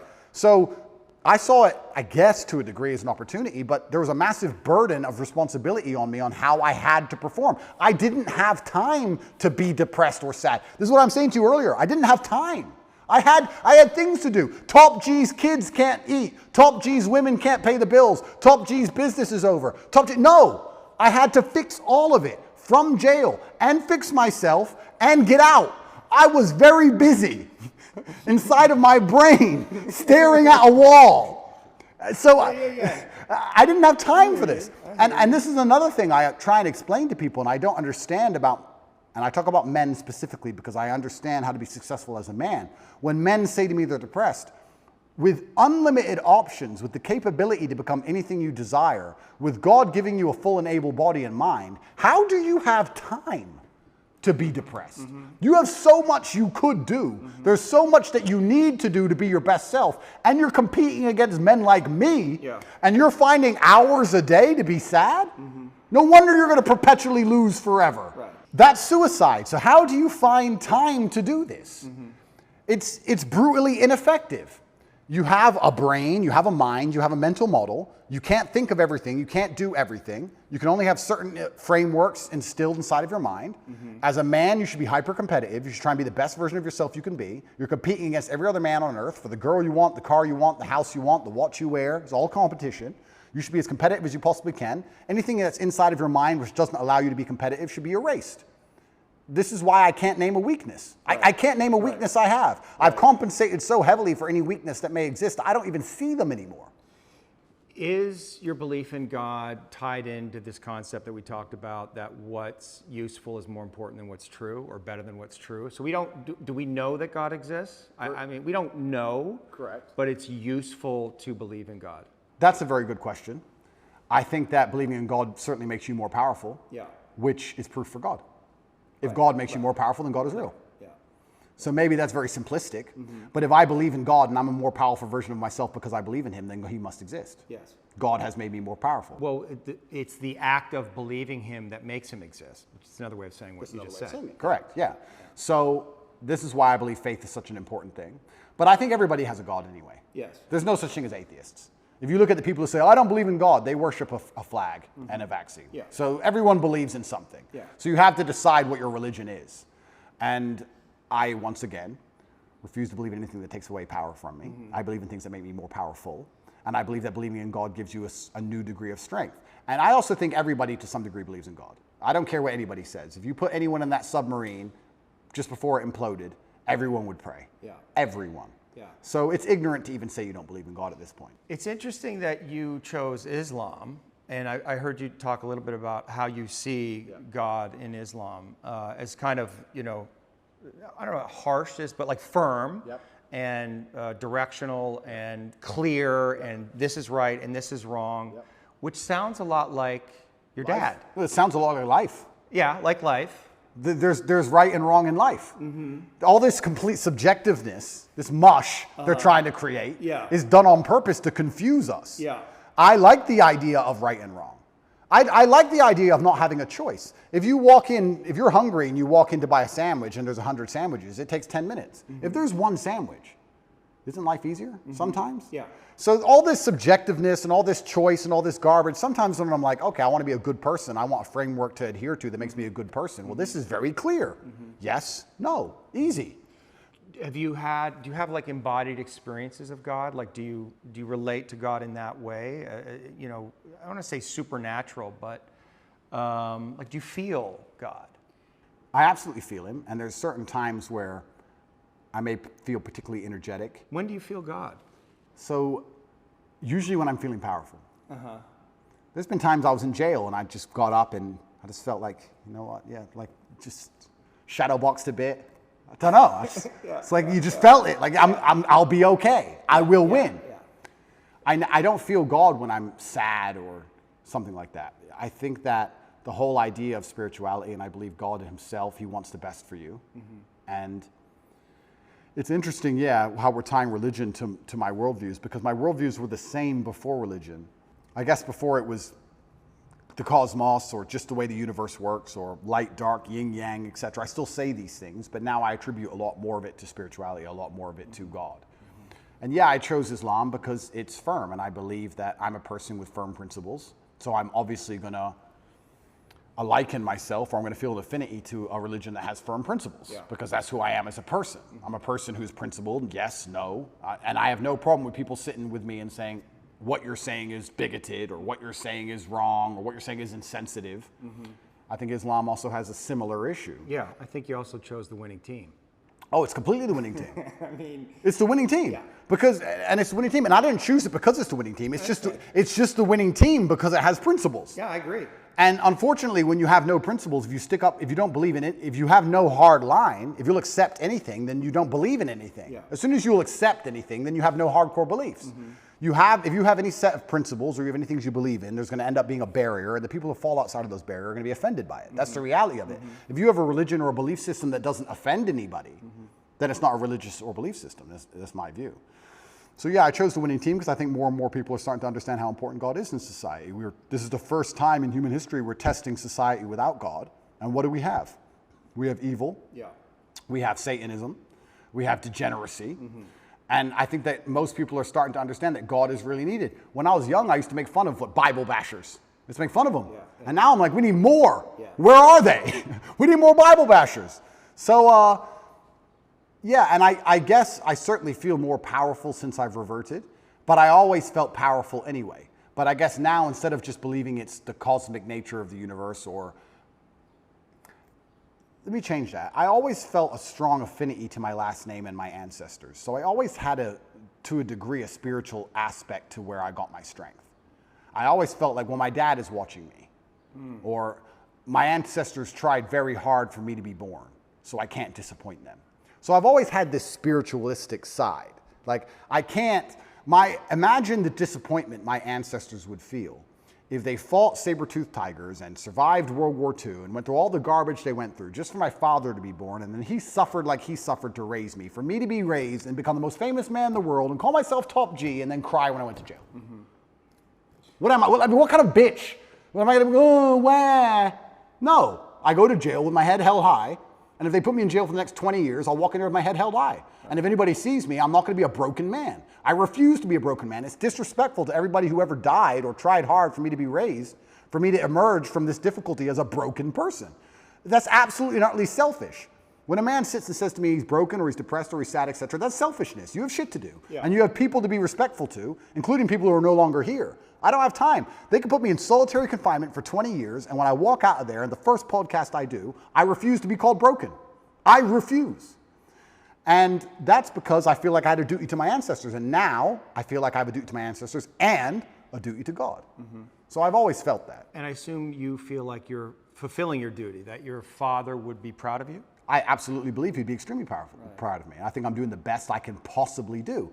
And there's something that people say, you tried your best. And that's true. But a lot of people overuse it. People say, oh, well, you didn't get it, but you tried your best. 99% of the time, they didn't try their best. People don't actually try very hard for things anymore. I am truly, genuinely trying my best. I don't waste a minute of my day. Before this podcast, as I set up cameras, I'm working. I don't waste a minute of my day. I do not miss a training session. I do not miss an email. I do not make mistakes. I'm on it. So I'm trying my absolute best. If I fail, for the first time in human history, then I failed. But at least I get the satisfaction in my heart of knowing I actually really tried my best. Most people don't get to get that satisfaction because they know deep down they could have tried a bit harder. Whereas if I end up in jail, I'll be like, Andrew, you did everything you could have done. So that gives you a level of peace. I did my best. My ancestors are proud of me. God is proud of me. I did my absolute best. I couldn't have possibly done better. And I got hit with a lucky punch, and that's life. And all I can do is just smile regardless. Are your oration skills, is that an art, do you think? I think that if you don't have the ability to make other people understand exactly what you think, that you're going to struggle. But is it an art? Like when I watched you with PBD and you got in these zones, and you do it all the time. I mean, you're doing it right now. You get in these zones where it's just like you're just flowing. I mean, it's almost, you can say it's a God state, right? It's a flow state, and it must feel really good. It does. Yeah, like it feels good that you never run out of things to say, and it feels good that I already have 10 things I want to say lined up before I say the first ones. And you know how to say them perfectly, and your voice is clear and resonant, and you're embodied in it. It's a skill. It's a skill. Well, but it's almost like an art, because I was watching you and I was thinking, this is like watching, Charlie Parker play the sax or Michael Jordan play basketball. I mean, you really and people might say, oh, those are exaggerations, but I don't think so. I don't know that I've seen somebody who's able to do what you do. But that's emotional. So we'll talk about how I'm actually quite a sensitive person. Yeah. I think the reason people believe what I say is because they can feel that I feel when I talk. Yes. And it's because I feel things. Yes. So I'm not a cold person at all. I'm just a person with a lot of emotion that I try and control and channel in the correct directions. But I think that, yes, it's a superpower to a degree. Well, I think that's why people are, one of the reasons that people are so drawn to you, because you let whatever wants to come through. And it's also why so many people hate me. Yeah, of course. Because there's no light without dark. Yeah. There's no, there's no joy without pain. You can't have a rainbow without little rain. That's how it goes. Mm-hmm. So I think that it's definitely a superpower for life. It's something I'd encourage every man to learn how to do. Yeah. It's certainly something worth practicing. It's the reason I don't learn another language, because I haven't mastered English yet. Right. So I refuse to learn another language. Yeah. I can't imagine me and my personality and Andrew Tate stuttering in Spanish. It just be like, what is this garbage? Yeah. So I don't have time. Yeah. So Yeah. I will only speak English for the rest of my human years. That's it, because I have not learned every word in the dictionary yet. Yeah. But yeah, I guess to a degree it's a superpower. It's extremely beneficial in all aspects of life, especially relationships. I'm not going to lie. I don't argue with women very often, because any woman who respects me and listens to me, I can very quickly and compendiously explain exactly why I'm correct. It's maybe the most powerful skill. The most powerful thing about it is there's two levels to it. One, making people understand exactly what you think. Yes. And the second one is making them think what you think. Right. And if you can do the second one, Do you like to make people think what you think? Because you have a lot of influence. yeah.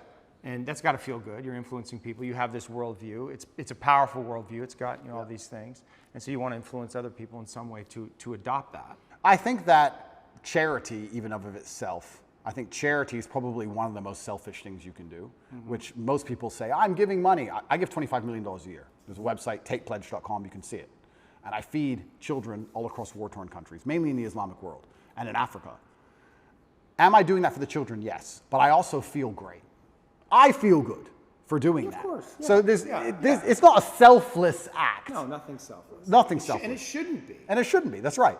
So when I'm helping all these people out here, I'm not doing it because I'm some philanthropist. I feel good helping people and people sending me emails saying, you changed my life. I feel good about it. I'm not going to sit here and pretend I'm just Mr. Philanthropist and I just care about the world. No, I like helping people because I feel good about doing it. It makes me feel good inside, which is why I do it. So yeah, I use my power to feel good. And I think the easiest way to feel good is to make others feel good. I believe that humans exist that way, and I think that's why we're societal animals. Even in jail, when I felt my worst, my goal was to make someone else smile. Because if I can make someone else smile, I would smile. So on my worst days, I was my most charming, my most energetic, my most interesting, my most talkative. Yeah. I was happiest on my worst day because I decided that's how I have to be to stop myself feeling bad. Because I decided. I also feel like, it's kind of interesting. No one's emotionless, and I certainly feel things. And I'm going to come up with a theory, which you're going to call complete garbage, because I am not qualified. But this is my theory. Yeah, go for it. I believe that emotional energy is a lot like a bucket of water. You have all this emotional energy, right? You have a bucket of water. And then you have a bunch of different holes you can pour it down. So I believe if you wake up one day and you feel particularly depressed, you don't feel depressed. You just have a lot of emotional energy that day. Some days you don't have that much emotional energy and life is pretty calm. But some days you wake up and you have this big bucket of water. And the superpower is deciding which emotion you're going to put it in. Not to not feel the energy, but to decide which emotion you're going to put it in. And I think that's my superpower. I don't have the superpower of being able to stop myself feeling things. Yeah. I have the superpower of being able to choose how I use that energy and what I decide to feel.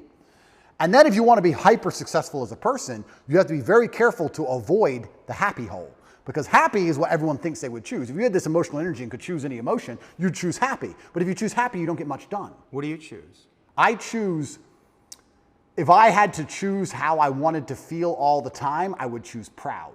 And proud means you have to work. Proud means you have to do things. You have to achieve things. If you want to be proud and be realistic, you have to do fantastic things. So my default favorite emotion is proud. Right. That's how I'm happiest when I feel proud about anything. Well, and the organism releases dopamine in the brain when we do hard work. Which is and why I accomplish have to win. tasks. I have to win all the time. yeah. I love proud. To feel good. You do it To to feel feel good. good. Yeah. I don't like happy.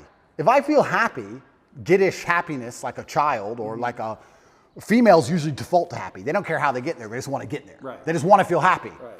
I avoid the happy hole because I think people who are desperate to only feel happy are the ones who are addicts, gambling addicts, drug addicts, drink too much, do dumb shit. It's all temporary, no delayed gratification. That's how you destroy your life, choosing the happy hole.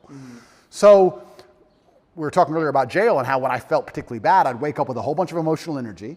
It's unchanneled. It's a bit wild. So I guess that can be perceived as sad you're out of or your depressed. routine, You're out too. of your routine.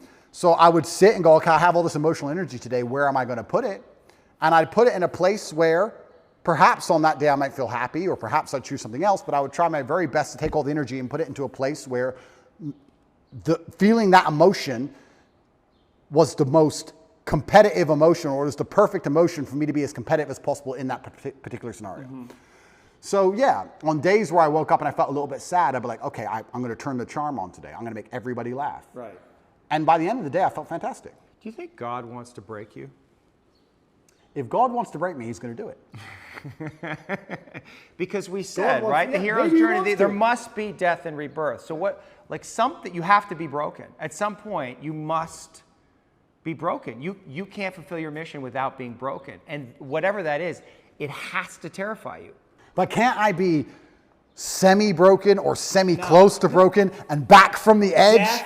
Back from the edge? Death and rebirth. That's the archetype, right? And what does that require? It means going into the cave and facing your dragon, which is your deepest fear, and feeling like it's going to kill you, and then entering into the void of nothingness, and then coming out the other side, reborn.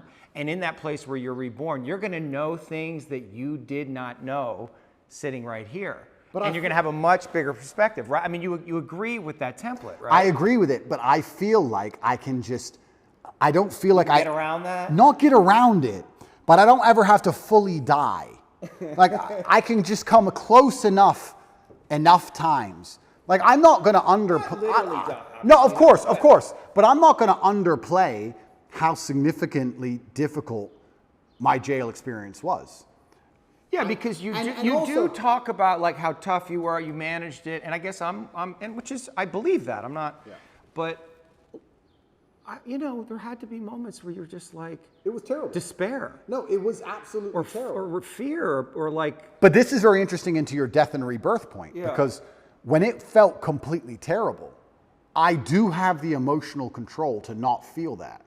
But I decided to let myself feel it because I felt like I wouldn't learn as much if I turned my brain off. That's right. So I've talked on PBD about Tristan. Tristan and I have the same superpower. Tristan didn't care about jail. He didn't care. He didn't, or he acted like Maybe he that's didn't just care. his own code. He acted like he didn't care. But was his coping mechanism. Sure. Don't care about jail. I decided, no, I'm going to care. I'm going to feel everything. I'm going to allow myself to feel these negative emotions because I feel like I will learn more. I could have done what Tristan did. I could have woke up and said, one day or later they'll let me out. Still rich, give a fuck. Right. Could have done that. I didn't do that. And jail, that's why he sleeps. That's why I have nightmares. Because I don't believe his jail experience was that traumatic because he turned his brain off to it. And that is a superpower. Yes. And I do have that power. If I went to war, I could go to war and watch all my friends be blown to pieces and still fight. Yeah. I would still be capable. I can turn my brain off if I have to, but I decided not to because I felt that feeling things would teach me more, which is why I'm kind of arguing your point about death and rebirth, because I feel like I don't have to fully break. I just have to get close enough to the edge to learn something and come back. why not break? Because if I break, then there's too Well, you much. know, My until empire then- might until fall. then, you don't know. Well, That's the exactly. thing. You don't know. I don't know. And that's scary. It is scary. Yeah. So why would I? That's why you don't want to break. because Completely. It's scary. I don't want to lose what I have. Yeah. Mentally, But that physically, well, but financially. Yeah, but that attachment, what would God say to that attachment? I don't want to lose what I have. But okay, I don't want to lose what I have because I also have a responsibility for others. Let me tell you something. If my mind broke and I couldn't come back from that, What's more important, your family or God? does God want me to break? I don't know. You asked. You asked the question. And if he does, I will break. Right. Right? Well, but you won't have a choice. I won't have a choice. But jail itself was terrible. Like, we're talking about vulnerability. I can sit and explain all the things I struggle with in jail. It was absolutely terrible. And I think a lot of people who are watching this, I think they need to keep in mind, I wasn't in jail. I was in Romanian jail. What's the difference? well, it's the poorest country in Europe, and it was built during communism, and it's basically designed to torture you. Cockroaches, yeah. Yeah, I mean, it's not like jail, like we imagine jail. I don't want to insult the Romanian justice system, and I don't want to insult any Romanians. I'm still within the confines of Romania, but I think most people at home understand what I'm talking about. I didn't have yard time. I didn't have any friends. I was in a room for 93 days. I did not leave that room unless I was being dragged to court in a language I didn't understand to be sent back to the room. Yeah, it was hard. I did a 4-day vision quest, 4 days, 4 nights, no food or water out in the mountains, like in a restricted area, like just like a prison cell. And that took me to my edge. So I can't even imagine 93 days. Yeah, I mean, it's terrible. And you don't know how long you're going to be in there for. Yeah. And you have no control over anything. And you don't sleep very well. People think you just sleep it off, but you can't. The jail is very loud. There's a lot of distressed people in there, a lot of upset people. The energy is sad. Yeah, it's a bad place to be. But I knew that my only option was to deal with it. So I knew that not handling it wasn't an option. So if not handling it's not an option, the only option left is handling it. So you just have to find the best way to do it. Yeah. And I certainly allowed myself to feel a lot of emotions in there that I could have probably blocked out so that I could learn as many lessons as possible. And I've learned a lot of things. But I would say that, I mean, all in all, I understood as a man, you need to have a strong body so you're not attacked by anyone else, and a strong mind so you don't attack yourself. And I think jail in many ways is just pressurized life. And if you feel a little bit angry outside of jail, you'll be very angry in jail. It's pressurized life, and you can't distract yourself with anything. Mm-hmm. Most people, if you feel angry right now, you're like, oh, that pissed me off. And then you get on your phone and talk to someone else about something else. You distract yourself, but you're left alone with your thoughts, and you can't distract yourself. And God decided to put me in there to learn some things. And I think it just confirmed a bunch of things I already knew. And I think it was a chance for me to prove to him and to prove to myself I'm not full of shit. And I think that was... Did you worry that you were full of shit? Never. But it's good when you get tested. No, but this is actually the truth. Top G, right? It's a name, it's a nickname, blah, blah, blah, Top G. The basic premise behind it and why I'm idolized by all these young men especially is I'm Top G, the number one G, the guy who can do anything. He's the guy. I never for a second when I was saying it didn't mean it. I never for a second when I was saying it thought I was full of shit. Mm-hmm. So God was like, okay, let's find out if he's full of shit. Right. And I was placed there and I was like, all right, this is a chance for me to prove to myself and prove to God and prove to the man watching to the prison guards and prove to everyone else, my ancestors, that I'm not full of shit. I had a sense of duty in there and I feel like I performed it exceptionally. Mm-hmm. And it doesn't matter if they kept me in there for 3 months or 3 years or 30 years. I have to perform. That's who I am. And I will default to rationalizing, as you said, whatever it takes. I will come up with any rationale and I will say it in any way which is interesting and engaging and convincing enough to the outside world and to myself to install it in my brain that allows me to compete. That's just what I'm going to do because I don't want to lose anything ever. Yeah. And life, perhaps if we want to extrapolate this out, perhaps God's trying to break all of us. Maybe life is a big competition of who breaks last. I would actually argue, and I said this before, that the number one indicator of a man's success is his ability to deal with stress. I don't think it's IQ. I don't think it's physical capability. I don't think it's anything. If you take a man who can deal with a bunch of stress, he's going to be more successful than a man who can deal with less stress. How much stress you can put up with has a direct correlation to the kind of life you're going to live. Most people who want my life don't have my life because they couldn't handle my life. Yeah. That's why. They go, I want to be like Tate. I want fast cars and private jets and all these girls and all these kids and all blah, blah, blah. But they couldn't handle it. They couldn't deal with the pressure of it, which is why they'll never get there. Because even if they get anywhere near it, they'll have a mental breakdown. Right. So how big your life is and how successful you are in the physical realm is directly linked to how much stress you can deal with. And perhaps God's trying to break all of us. And he's trying to find all of our limits. I think most people at home watching this probably have something going on in their mind right now or something going on in their lives that might break them. Yeah. To me, it would be nothing.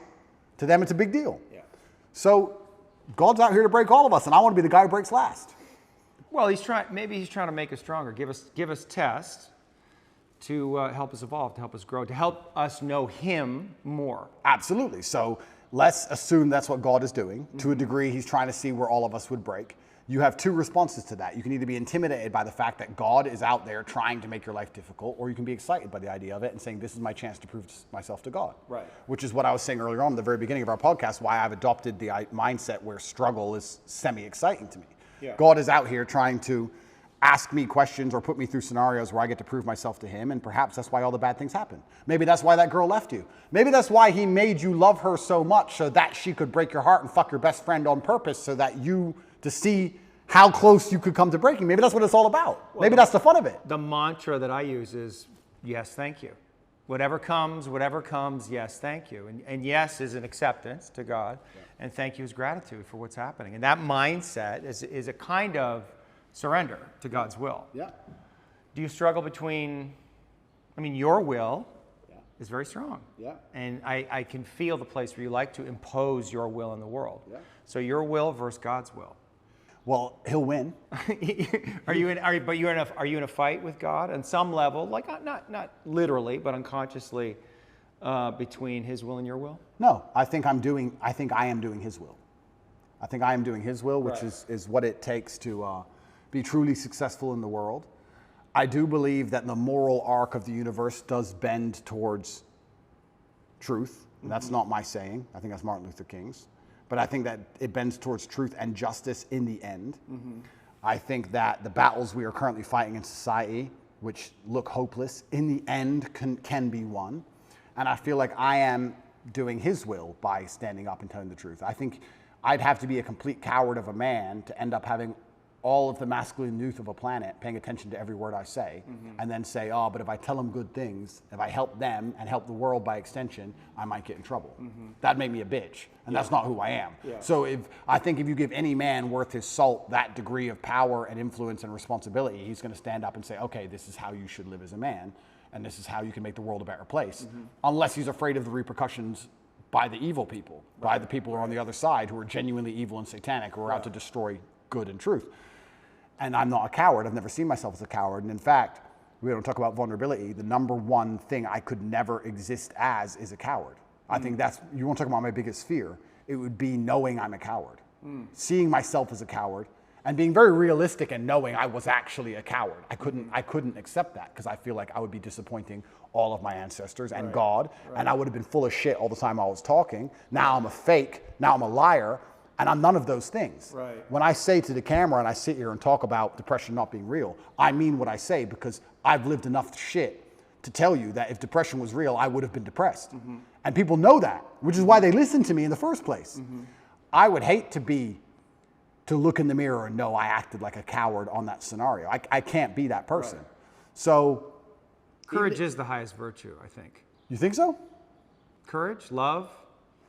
Well, I like to think of myself as a man with plenty of love in his life and a very loving man. I also like to think of myself as an extremely brave person. I've never been a coward. And even just the idea of being a coward is enough to motivate me to do nearly anything. So if you were to try and, here we go, vulnerability. If you were to try and manipulate me, how could you manipulate Andrew Tate, one of the smartest people on the face of the planet? Well, you would have to try and convince him that it was the only brave act. That's how I could be manipulated. Now, I allow manipulation to find out where my enemy wants me to go, use my mind to break the trap, punish the perpetrators. I will allow them to manipulate me, and at the end of their attempt, I will decide whether I agree with their attempt or I destroy their attempt. But that would give you the best possible chance. And I give you a perfect example of it. COVID, when on day one, when everyone got locked in their houses and they were talking about Italian hospitals being full and people were dying on the street in China, when everyone believed because it was brand new, day one, me and Tristan decided to fly to Sweden and just run around in nightclubs because it's the only open country. Did we do that because we have medical expertise? Did we do that because we were guaranteed to not get sick? Did we do that because we knew something other people didn't? No, it was the brave choice. The brave choice is to go do something reckless. We might all die. Let's die in a nightclub in Sweden instead of dying in our house. So we always have chosen and defaulted to the brave choice. And part of me, maybe when we talk about excitement, I love when God or life or the universe or whatever you want to call it gives me a chance to be brave. I love when he gives me an opportunity. Here's your chance to be brave, Andrew. Here is your chance to show you are that guy. Here's your chance to have another story where everyone else would have failed, you would have succeeded. Here is your chance to win. I love that because, it's easy to fly around on private jets and stay in 5-star hotels with a bunch of beautiful women and drive Bugattis around. Cool. But where's the point where I get to actually prove I mean every word I say? So God gave it to me. So yes, thank you. I agree. We agree. Thank you. And if God decides I have to go back, then the best mental model I can have is not, The Romanian system of justice is unfair. It's corrupt. I got too big. The Matrix got me. No, the best mental model is God wants me to learn something here. And he's going to teach me that through suffering. He's going to make this difficult, and he's going to make me feel pain, and he's going to make this as hard as he decides it needs to be, so that I can sit here and learn things. So I'm going to go and sit with my cockroach friends, and I'm going to learn. I already learned things. I can tell you a bunch of things I learned. Even physical things. I would hunt cockroaches in the dark. At night. I would stand to kill them. I'd stand near the wall and I'd measure out a palm strike directly, exact measurement, so I didn't hurt my elbow or my hand, to the wall. And I'd just sit and just wait. And I'd hear them crawling. And in nearly pitch black, I could hear one in front of me. Bam! I got to the point where I could kill them. Ninja for real. I was like, I'm learning shit in here. Right. So that was fantastic. I learned. Did you learn anything about yourself? This is again New information. That's all. I mean, you must have, right? I mean, you had a new experience, so there must be new information. I mean, you got tested, right? You're in jail, for fuck's sakes. Like, something must have popped into your mind. There must have been some revelation, some edge that you came to. It had to be, no? I'm exactly who I thought I was. I am 0% full of shit. I am exactly who I thought You're I was. 0% full of shit? If you would have told me, Zero? if you would have told me before I Not went, like 0.1, before I went to, 0.5? before I went to jail, before they put me in that dungeon, in the dark, with the cockroaches, if you would have told me how I would react to that scenario, I would have said to you, I would have suffered and it wouldn't have been nice, but I would have refused to break, and I would have been the kind of person who sat there and endured and emerged more powerful than ever before. That's what I would have said. Yeah. And that's what I've done. Yes, yes. That's exactly what I've done. Yes. So But that's not the question. no, it's not. There may be a side order of nightmares. I learned, I've never had nightmares before in my life. That surprised me. But they're here now. That's life. I learned that, I guess. I learned that when I got out of jail. I didn't have nightmares in jail, which is strange. I had nightmares when I got out. Maybe it's fear of going back. Don't know. Yeah. But what else did I learn about myself? I had already pre-decided and had already told the universe how I would act in said scenario. This scenario was not a scenario I hadn't discussed or didn't believe could happen to me. I had already analyzed, if this happens, what are you going to do? It was a pre-designated plan. And I just followed the plan I had already laid out for myself when I had already psychoanalyzed myself without my qualifications. I had already decided what I must do, so I did it. Yeah, yeah. And I was able and capable of following the plan and following through. Yeah. So I'm not a liar. I'm 0% full of shit. Right. I hear you. And if I was full of shit, I would sit here. Nightmares, though, but there's something. It's not full of shit, but just the something happened. Oh, completely. Right, because you're having nightmares now, so something is going on. Yes. That you don't like. Understand. That's all I'm getting. That's completely true. I performed exactly how I needed to perform and how I knew I would perform. So when I talk about being top G and mental control and depression is not real, everything I say is true. I performed exactly as I could. And I should. There is a side effect, which happens to be these nightmares. But my attitude towards the nightmares is, yes, thank you. Good. I don't want them to go away. They will go away when whatever needs to be dealt with is dealt with by my own mind. And like I said, if anyone else could fix them for me, I would not allow them to, because I believe it is my lesson and it's my pain and my trauma and it's mine to deal with. And if I have to keep them forever, I'll keep them. I am not afraid of feeling negative. I'm not afraid of it. I'm not afraid of having nightmares. I don't wake up going, I want to feel good. I don't care. So if I have to feel miserable, it doesn't bother me. I don't see why. In fact, I'm going to change that. I don't see how you can put such importance on how you feel as a man, because it makes you non-competitive. Well, but it makes you, what it does is it brings you into presence. And presence is the most powerful quality that you can have as a human being. And if you are not in touch with your feelings, if you disown them or you rationalize them in some way, you're not fully present. Completely agree. Right? So the reason we want to connect with the places we have fear or pain or sadness, right, or anger, whatever it is, it's not to feel it and let ourselves be a slave to it. It's just to let it come into our conscious awareness, to know what it is. There's information there. It's data, right? And if we can be present with all that we feel, right, we're much more powerful beings Now, it's super interesting you said that because you're right. Because I wouldn't consider myself a present person. I am always thinking about what must be done. I'm thinking about Interesting. Always. That you would confess that. I'll You're confess. not a present person. No, I'm not present. If I'm present in the moment, I'm either on my computer talking to someone else millions of miles away or dealing with something else, or I'm doing this podcasting about how I have to spar afterwards, and then I've got a friend coming at 8:15 tonight. Why are you I have to see. present? I'm not present because things must be done, and they must be no, organized. well, That okay. I am not competitive if I'm present. I need to do things. Now, I'll agree with you. You're right. I'm very rarely present. But here's my frame for presence, right? The reason I'm not all the way present, which is all the way here, is because there's something here that I don't want to feel. No, I would say there's two scenarios in which I am very present. And we'll talk about them in a second. But I'm not a very present person. But I have sacrificed the idea of feeling presence and feeling happy in the moment for, let's say, absolute capability and legacy. But would you agree that being more present would give you more power? In certain scenarios. Well, look, I think that might be the reason I love fighting so much, because that's the only time I feel present. Right. Because I have to be right there, because one, I'm in pain, and two, if I'm not, I'm gonna be asleep. Are you not present right now? I am. Are you present with me? I'm paying attention. My brain's on. I'm paying attention. Let your brain go and see what happens. I Just be am. here with me and don't stop thinking. Stop thinking. I can't stop thinking. Stop thinking. I You can't stop thinking. If you can't stop thinking, you don't have control over your mind.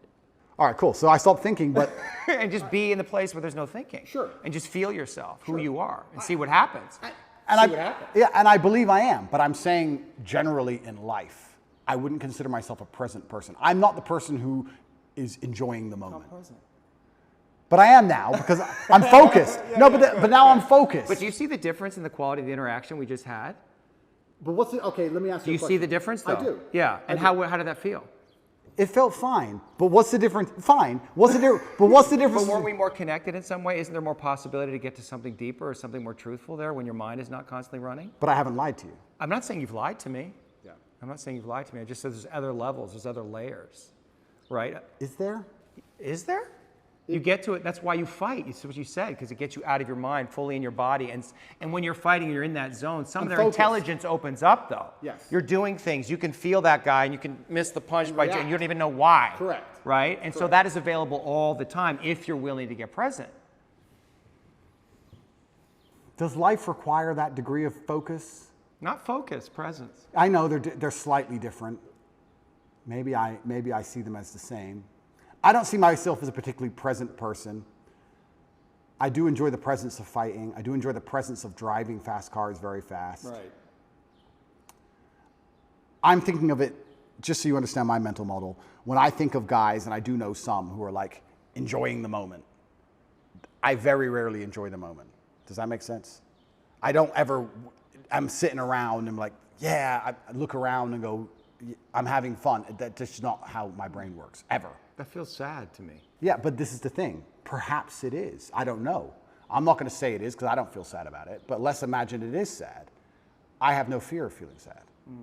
If someone were to say to me, Andrew, you're going to enjoy the moment less because you're constantly preoccupied with running an empire that most people wouldn't believe is as large as you say it is, even if you told them. And you're going to have unlimited offspring who adore you. And you're going to have unlimited female interaction from women who truly would die for you. And you're going to be one of the most respected men on the planet. And you're going to have street cred in every city from Baltimore to Berlin.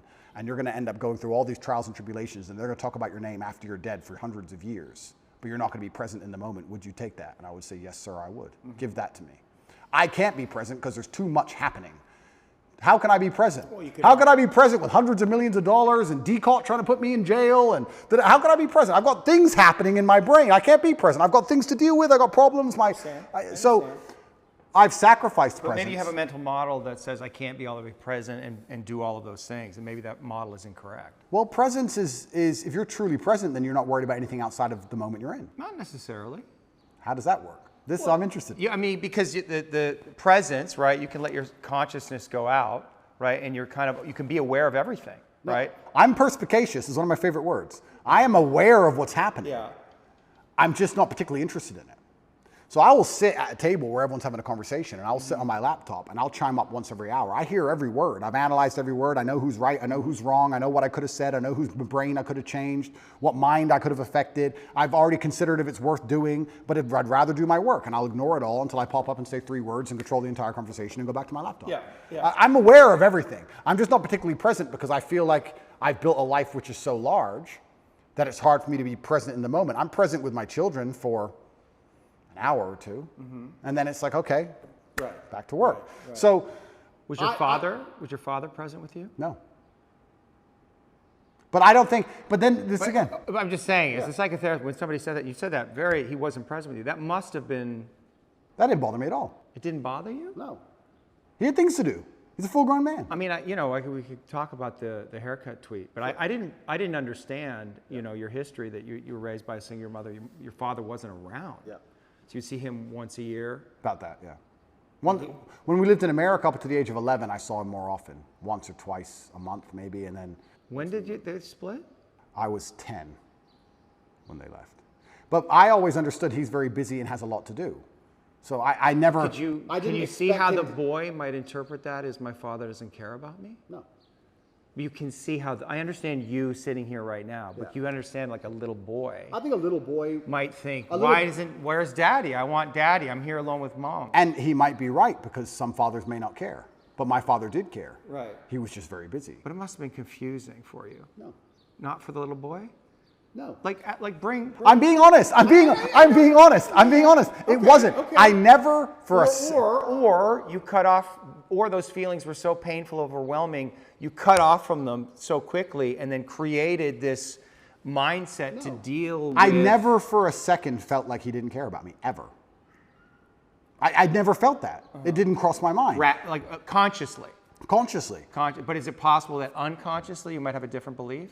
Son. And that on some level, some of what you're doing in the world is motivated by that, like wanting to win the love of your father? I think that is semi-true, but I'll tell you, I think that's fine. No. Fine. That's semi-true. Judgment. That's semi-true because I believe I have a duty to my ancestors. I don't think it's coming from a place of I'm broken trying to fix myself. I think I have the last name Tate. It was bestowed upon me, and I have responsibilities to live up to the last name Tate. Yeah. I do believe I have a duty to my ancestors. So is that trying to win the love of my father? Perhaps. I never felt unloved by my father, ever. In fact, I would argue I had the best father on earth. I never felt like I was owed all of his time. It was very clear to me at a young age that he's extremely busy and extremely important, and that I can earn his time, or that I can't have as much of it as I want. You have to earn his time? Yeah, that was yeah. A son should have to earn his father's time? Yeah, why not? Because he's a boy. True. And so the father's love should be, at least for a boy, unconditional in some way. Love and time are not necessarily the same thing. Okay. If I told my father, I want to play chess, I want you to teach me chess, he could find 2 hours. If I said to Dad, I want to play video games or let's watch TV together, he'd say, no, son, I have things to do. Right. So to a degree, I'd earn his time. Yeah. His time was valuable and it could not be wasted. Yeah. I feel like I have a duty to my ancestors. I don't feel like, and when I'm in jail, I feel like I can't disappoint him, and I feel like I do good for the world. I don't think this is me being some kind of broken secret. This is where we're going to disagree. You're going to think I'm some broken child inside or something. Okay. Well, the inner child, I'm guessing, but. Well, yes, inner child. Okay, yeah. I don't think it's anything to do with that. An inner child? I think it's duty. I think I have duty and I have honor. Yeah, I understand you have duty as a man, but that doesn't mean the inner child is not there. And I guess that's if the inner child has been disowned in some way, or his feelings have been relegated to the unconscious, like that's impacting you, that's affecting you, and knowing what those feelings are and how they impacted you, I think would be important information for you. But I was never sad. I can't say I had a hard childhood. I can't say I was sad. I can't say I wish he was different. Once again, let me psychoanalyze myself. Yeah. Once again, this might be rationale. I might be rationalizing. Yes. I might say, well, whatever happened made me the person I am today, and I love who I am today, so I'm glad it was the way it was. Perhaps. But once again, I think that puts me in the correct mental framework to be as capable as possible. I'm not going to sit here and say, I wish my dad did something else. What's the point? That's asinine. Both things can be true, though. I wanted to see my father more. I wish he was there, and he wasn't. And now I'm here, and I'm going to make the best of it. And this is the result of that. And turn myself into this beast because of it. I mean, you made the most of the situation, but that doesn't discount the place where you may have wanted more from him. You may have wanted more love, more connection, just more time. I think my father did the best he knew how to do, and second, he did exactly what was necessary to make me the person I am today. Would it be okay for you to be angry with your father? No, absolutely not. Why It's not? disrespectful. Why not? Why? Because he's my father.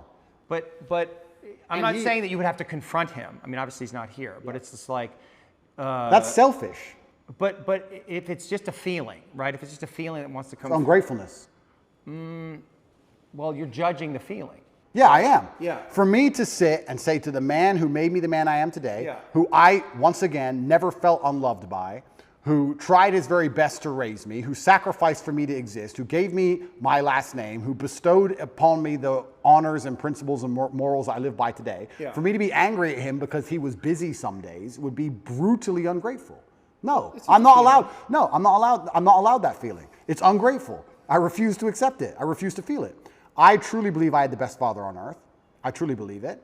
I don't believe, even now, if I have sons, I don't talk about what children I have publicly, if I have sons or when I have sons or my sons I have, whichever one it is, they will get my time, sure.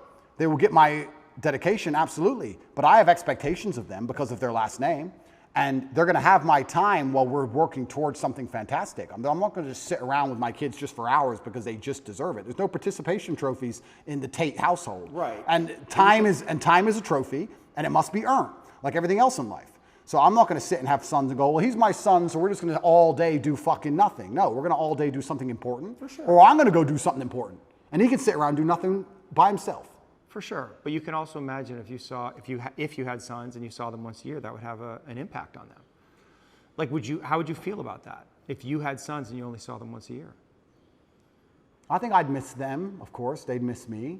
I bet your dad missed you. Oh, completely. Absolutely. I bet he was sad there. Oh, completely. And I wonder if he had self-judgment about it. I wonder if he questioned himself.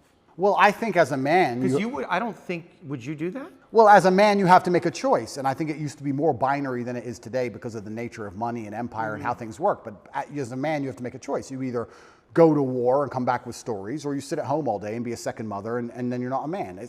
You have to find the balance between the two, right? Yeah. My father was away a lot, but he wasn't away a lot because he was doing nothing, right? So if you have a soldier as a father, okay, he's not there, but he's doing something. He's coming back with a story. And I think that was typical in a lot of households for a very long time. Maybe it's changed a little bit in modern times, but typically the man went away, did whatever he had to do, and then came back with a story or a hunt or whatever. For sure. So that's how I saw my father living his life, and that's how I want to live my life. Mm-hmm. I will do the same thing. I don't think I would be the same man if I decided to say, okay, I have a son now, so I'm just going to stay at home. Mm-hmm. And I think that I need to be a kind of man my son wants to emulate, which means I have to be a hero, and I don't think you can be a hero sitting at home. So I think that I need to, he needs time, of course he does, but he also needs an example set, and that example must be set out there in the harsh, brutal realities of the real world. So, it's time. Now the argument is quantity of time versus quality of time. And I would argue that the quality of time I will give my sons is going to be much higher than You would want to give them that. Oh, completely. You'd want to give your sons more quality time than you had with your father. I'll give them the exact same amount as he gave me. Will you? But if I'm happy with Would you not want to give them more? I may want to. You wanted more. I didn't say I wanted more. Oh. That's smart. I didn't say I wanted more. You didn't? Yeah, No. You must have. No, I'm saying that... Boy wants time with his daddy. It has to be true. If I wanted it, I could have earned it anytime I wanted. Well... are you sure about that? I'm pretty sure, yeah. When we go, I don't know if we need to read the tweet, but it's like, your mom was pretty upset with him. So he was like, I'm not coming back here. It wasn't just about you, it was about your mother. Oh, completely. And I think my father sacrificed his marriage for us boys. Mm-hmm. He sacrificed his marriage and his relationship with my mother to ensure that us boys were taught the way he believed we should be raised. Mm-hmm. My mom was very unhappy with certain things he did, which he insisted on doing anyway because he saw his legacy in us as more important than his marriage with my mother. But I'm not saying, look, if my son calls me and says, I'm really upset, I need to talk to you, I'm not going to say, no, you can't talk to me. I'm not psycho, right? I understand all of these things. I'm just saying, obviously we're talking about a very general scenario. The general scenario is, I'm a man, I'm away at war, I come home with a story, or if I'm spending time with my son, I want us to be building him as an individual. I believe that the mother does a lot of the day-to-day keeping the child alive, changing diapers, feeding them, etc. And the man is the one who instills a lot of the mindset, and the man is the one who grows them in very important ways. And I think to do that, I need to be a man of genuine capability. And I would argue that the 2 hours a month or 2 hours a week or whatever I spent with my father, him being the man he was worth more than the 200 hours a month that most men spend with their fathers. That's why I am the man I am. Yeah. So there'll be some fathers who sit and say, I could never do that to my son. Well, what can you do? You can go do fucking basically nothing with your life, pay your taxes, come home, be bitched at by your wife, be quiet about it, and be with your son all the time. Sure, you win in quantity of time, but who you are as a man and what the lessons you can really teach, you lose in quality of time. So I believe my father was such a fantastic figure that it's the quality of his time that made up for the quantity. And the only way to do that is to go out in the world and be fantastic. And we can actually extrapolate this out to other things. Let's look at relationships, for example. I see men who spend every day with their woman. That's fantastic. That's fine. That's how he elicits her love and her attention. Are you rationalizing? I'm completely. That's how that's how my brain works. Yeah. I see men who spend every day with their woman, which is fantastic. He wants to, she wants to, that's great. They're happy. She feels loved and she feels respected and she's glad she has all of his time. When you reach a certain quality of man, a certain level of man in terms of competence, a certain echelon, I don't have to spend all day with a woman. I can see a woman 1 hour a month and she'll be loyal to me because I'm me. Right. Because the quality of who I am and the quality of my time outweighs the quantity which can be offered by a lesser being. Yeah. So you can put this in nearly any dynamic. You can put it in a romantic relationship and also in a family dynamic. Once you reach a certain level of competence, once you're at the highest echelons of human achievement, your time is by extension more valuable and extrapolates out. An hour with the president is worth more than 100 hours with a guy at McDonald's. It's the same. So I think my father raised me by not being there. He raised me by being out there and doing so many fantastic things and being such a fantastic individual that I understood I had a duty to him and a duty to my last name, and I can't be his son and not be fantastic. So I think he raised me in absence. That's what I think he did. You're proud of yourself that you got there. You won that one. But I think he did. That's good. No, that's actually a fair argument. That would be the argument about God's will. That was God's will. Correct. Yeah. And so I have to surrender to it, and this is what it is, and my task is to deal with it. And maybe there are feelings you have about it that you don't fully understand, but that's okay. Yeah. You know, you're here now, and you're doing your thing, and you're living your life, and it's all good. Yeah. So let me ask you, and maybe this will be the last question. I can go forever, my friend, so you tell me. We'll see. And I am, and the reason I wanted to talk to you is because I genuinely did want to learn about myself. Yeah, I know. And I do like discussing these things, and like I said, I'm being as vulnerable as I can be. If you feel like I'm shielding, I'm truly not trying to. Well, when we shield, it's so habitual, it's so quick, right? Our defense is, we become identified with our defenses, so we don't even know when we're doing them. That's true, but I also feel like the framework that I've instilled, the rational mind, everything is going through this filter. This is how my brain operates. My filter is brutal rationality. That's the filter. So no matter what we're discussing or any conversation we're having, it has to go through this filter, and I end up rationalizing because that's the way I've always functioned. Of course. And so I can't turn off that. I can't start saying things that don't make sense to me. Yes, and what I'm also aware of is that I am bringing my own filter, and you're open to it. You're not closed off to it. You're listening. You're curious about it. So I sense that too, and I appreciate that. You know, you talk about yourself as a man of capability. Correct. Man of courage. Yep. Right. Man of action. Yes. Are you a man of love? I think a lot of those things come from love. Let's analyze this. I think a lot of those things come from love.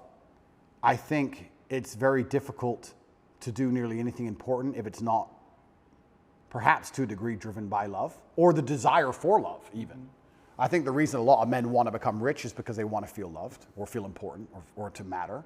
I also feel like the reason that a lot of men do the things they do is for love, either of themselves or of someone else. I think the reason men go to work is because they love their family. The reason you go to the gym is because you love yourself. I think that love is a very powerful driving force. I certainly feel love. My world is full of love. Like, I would argue I'm one of the most loved people on the planet. Like, if I check my phone, it's just love. Yeah. It's endless emails of people I don't know who love me, endless females who do know me love me, endless pictures of children saying they miss me. Like, I'm a very loved person in a very loved world. I love a lot of people. You love. I absolutely love. But because I believe in myself so strongly, I feel like the way I love them is to have a degree of authority over them. Not in a crazy psychopathic way, but in a I love you, so you should do this. Right. I love you, so act this way. I love you, so don't do that. Almost in the same way a parent loves a child. You love your child, so you don't let them eat candy all day, because you love them. Yeah. I'm like that with everyone in my life, because I see myself as the most competent person on the planet. So I'm like, I love you, I care about you. You shouldn't do this way. Right. Because you may think you know better, but you don't. You don't know better than me. I know best, and this is how it should be for anyone I care about. I guess the reason I asked the question is, can you defeat the matrix by fighting it? Or can you only defeat the matrix through love? Absolutely, that's a very astute question, and you're asking because you already know the answer. And you already know the answer. Of course, only love can win. Yeah. Only love can win. Yeah. And it's the most powerful driving force on the face of the planet. It always has been. And it's only when people are going to wake up and have a true love for themselves and love for their community and love for their children and love for these things that we're going to start to resist the evil and the Satanism and the insanity which is coming in the world today. But I believe, as a man at least, your love only has value when you're capable, which is why perhaps I'm so obsessed with capability, because I want my love to have value. We talked about how time has value when you're at a certain echelon. I would also argue that love has value at a certain echelon. If I'm in love with a girl, she can get a lot more from that love than if a Joe Schmo's in love with her, right? So my love has value because I have value. So I have to build myself, and especially as a man, if you want to feel loved and you want to give love, the more capable you become, the more valuable your love's going to be, and that's certainly how we're going to fix the world. So yeah, the answer is love, of course, but it can't just be blind, empty love. It has to be love that is backed by a brutal, harsh capability, which is born in the worst scenarios you're going to endure as a man. And the world at its baseline is a very brutal place. It can be. And I think that becoming comfortable with those scenarios and becoming capable in those scenarios is how you give your love deep, true value. But I think that, love is the answer. Right, love is the answer. But I don't want to end, I don't want... That's hard for you to say. No. It's like the Fonz. No, but we have to make this clear, because most people misunderstand what love is. I understand. No, because you say love is But the not answer. coming from you. I don't think they're going to misunderstand it coming from you. And I guess this is it. Like, maybe this is it. Maybe this is what people want more from you. Right? They want your love. They want to feel your love. I see it. Right? Like, I can feel it coming off you, but I'm not, like, I see your sense of humor. I see how you work. So I don't feel threatened by you, right? I feel like I understand you in some way, but a lot of people can. And I think that to me is the problem in the world right now, is that people cannot feel the Father's love.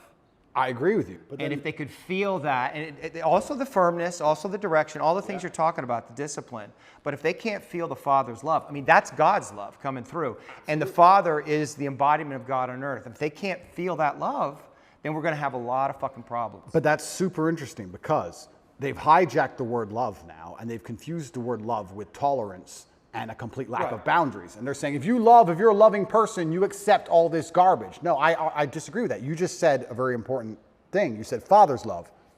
A father's love comes with tests and trials and tribulations. What does a dad even traditionally do for his son? Take him out there, push him in the pool, let him struggle a bit, get him out. Put him on the bike, let him fall over, help him get up. You have to go through the bad things to be rewarded and the bad things to learn. That's how a father typically loves. And a father also loves by saying no. No, you cannot do that. So you nailed it by how society needs a father's love. Completely true. And society has actually hijacked the word love and tried to convince you that you don't need the father's love. Perhaps you need this unconditional love, which is more like a mother's love, if you want to gender it, perhaps. So it's unconditional. You can act without honor, you can act without courage, you can act without discipline, and you'll be loved anyway just because you exist. I don't believe that for myself. I believe if I remove all my morality, I will not just be loved by default. not by my family, not by God, not by society. I don't believe that. And the people who do believe that, who think I should be loved just for existing, regardless of how I act and what I think, those are some of the most evil people on the planet. I truly believe. And they're also some of the most unsuccessful and unspectacular. And they're the people who are out here genuinely trying to change society in a direction which has never been tested, which I believe is going to lead down to the depths of hell, truly. I think it's evil. So yeah, I agree with you. Father's love is important, but love in and of itself has boundaries. Love is strict. Love is hard. Yes, Love is a hard emotion. Fierce. Love is fierce. Love is not an emotion of, oh, do whatever you want. It's the opposite. Love is, no, you have to do this. I believe love is a very hard, very strong emotion. And if I think of how, let's say I have two women, one I love, one I don't love, and I enjoy both of their company, I'm harder on the one I love. I expect more from her in terms of how she acts. I expect more from her in terms of how she speaks to me. I expect more from her in how she presents herself to the world. The more I love her, the more I expect of her, the more parameters I want to put on her in regards to how she should behave, because I love her. Love is a hard emotion. So yeah, love wins, but not in the way that people think love. They've hijacked the word love and convinced people that love means, oh, I tolerate everything. Right. That's not love. I agree, and it goes back to this, what we were talking about with presence. I wonder, and I'm just having this thought now, that if we come all the way into presence, if we allow ourselves to be all the way here and feel everything that's here, that is actually the thing that we would feel, love. Like God, which is, you could say God is love. And maybe, that's the scariest thing. That's the edge. Because if we're fully surrendered to that, like we're in that flow state, that is the disillusion of the ego, a letting go of all the things that we have, and we have to be in that place. And so maybe that to me is like, you know, if you want to defeat the Matrix, right? Like if you want to become Neo, I think that's what it is. Interesting. And what I will do, and I will take away from this conversation, is I definitely have moments of presence. I mean, I'm human. I do have like a couple minutes where I sit and just look around and go, you know, life's not all that bad, of course. But I will perhaps try and dedicate a little bit more time. Maybe I can I'll see if I can allocate 3 minutes instead of 2 towards presence and see how that makes me feel overall. It's interesting that you said when you're present, you feel love. I actually completely agree with that. I can't think of a time I've been present and felt anything other than gratefulness. Just to look around and go, you know what? Yeah. Everything's fine. In fact, even in jail that happened. Even in jail, I had moments of presence, and I looked around and goes, this is not nearly as bad as like the media is saying it is, and the women on the phone are crying, and everyone's panicking. You know what? I'm not in a trench. I'm probably not going to get blown up. If a fire started, could I get through that steel door? If anyone could, it's me. I'm not on a submarine in World War II. There's no depth charges. I'm not in a car crash. It's fine. Cup of tea. It's fine. I did have those moments, right? So when you come to a moment, when you come to a moment of presence, even in a terrible scenario, it often ends up love. You're right. And I certainly have felt them, and I certainly could do it. My rationale would be, my argument would be, does that make me more powerful? You're arguing it does, and maybe perhaps I need to try it. Whereas I would typically, up until this conversation, I would say, I don't have time for that. I have things to do. So that's where it all comes down to. And then it comes down to, like I said earlier, am I here as a human to enjoy my experience as a human and enjoy being in this vessel and have as much fun as possible and be as present as possible? Or am I here to make the biggest impact I can possibly make and build a legacy? And of course, probably like most things in life, the answer is somewhere in between the two. It's probably some balance. Perhaps I'm slightly out of balance, and that's why I am living the life I am. But I'm not unhappy with it. And if I was unhappy with it, it wouldn't change anything. But I actually do consider myself, I do genuinely consider myself one of, because I put no importance on emotion. And when I say that, I try and make people understand that when I say no importance, it doesn't affect how I act. So I don't see the point in talking about it, or I don't see the point in even acknowledging it, because it doesn't affect what I'm going to do for the day. So who cares, right? It doesn't matter if it's sunny or raining. If you're going to go to work, you're going to go to work. So why talk about the weather? So I don't put any importance on emotion. But I would actually call myself one of the happiest people on earth, not because I'm particularly happy, but because I'm just never sad. So if it's never dark, it must be light. If it's never cold, it must be hot. So when I say, I will say I'm one of the happiest people on earth, and people think, oh, he's happy all the time. No, I'm just never sad. Never.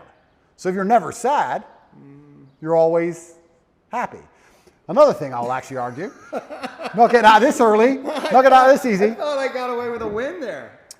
I would actually argue that Why are you arguing? What are you arguing? because maybe you won't disagree with me. Okay, I would also like to. I will just explain. When we were talking about how I've built my mental model and how I rationalize everything, one of the things I've done when I rationalize is I've changed the boundary of what I believe happy to be. So let's say happiness is this line on this table, right? Most people, this is the full spectrum of human emotion. This is absolute distraught because your parents just died. And this is extremely happy and giddish and you're laughing and jumping around like a child for whatever reason. Most people would probably put happy somewhere up here near the top. Whereas I've just changed that bar and I've just said, unless I'm truly distraught, unless I'm actually at the point where I can barely speak, let's move happiness down to here. Unless I'm truly distraught and something really bad's happened to me, I've already passed the threshold and I'm just a different level of happy. Now, the more I talk to you, the more I realize that a lot of what I've done are just simply semantic tricks. They're language tricks. I've changed language tricks. If I'm not absolutely distraught, I am some version of happy. Therefore, I'm the happiest man on earth because I'm always some level of happy. It's semantic tricks, but if it works, I mean, it could be a cheap language trick, but if the cheap language trick works, then it's more than a cheap language trick. So I've also changed what I believe happy to be. I think that there's probably 5 or 6 times in your adult life you're going to be unhappy, and the rest of the time you're just a different level of happy. Maybe less happy, more happy, but you're all at some point of happy. If you can speak, you're happy enough, because when you're truly upset, you can't even talk. That's what I believe. Is that enough? Is that all I have to say?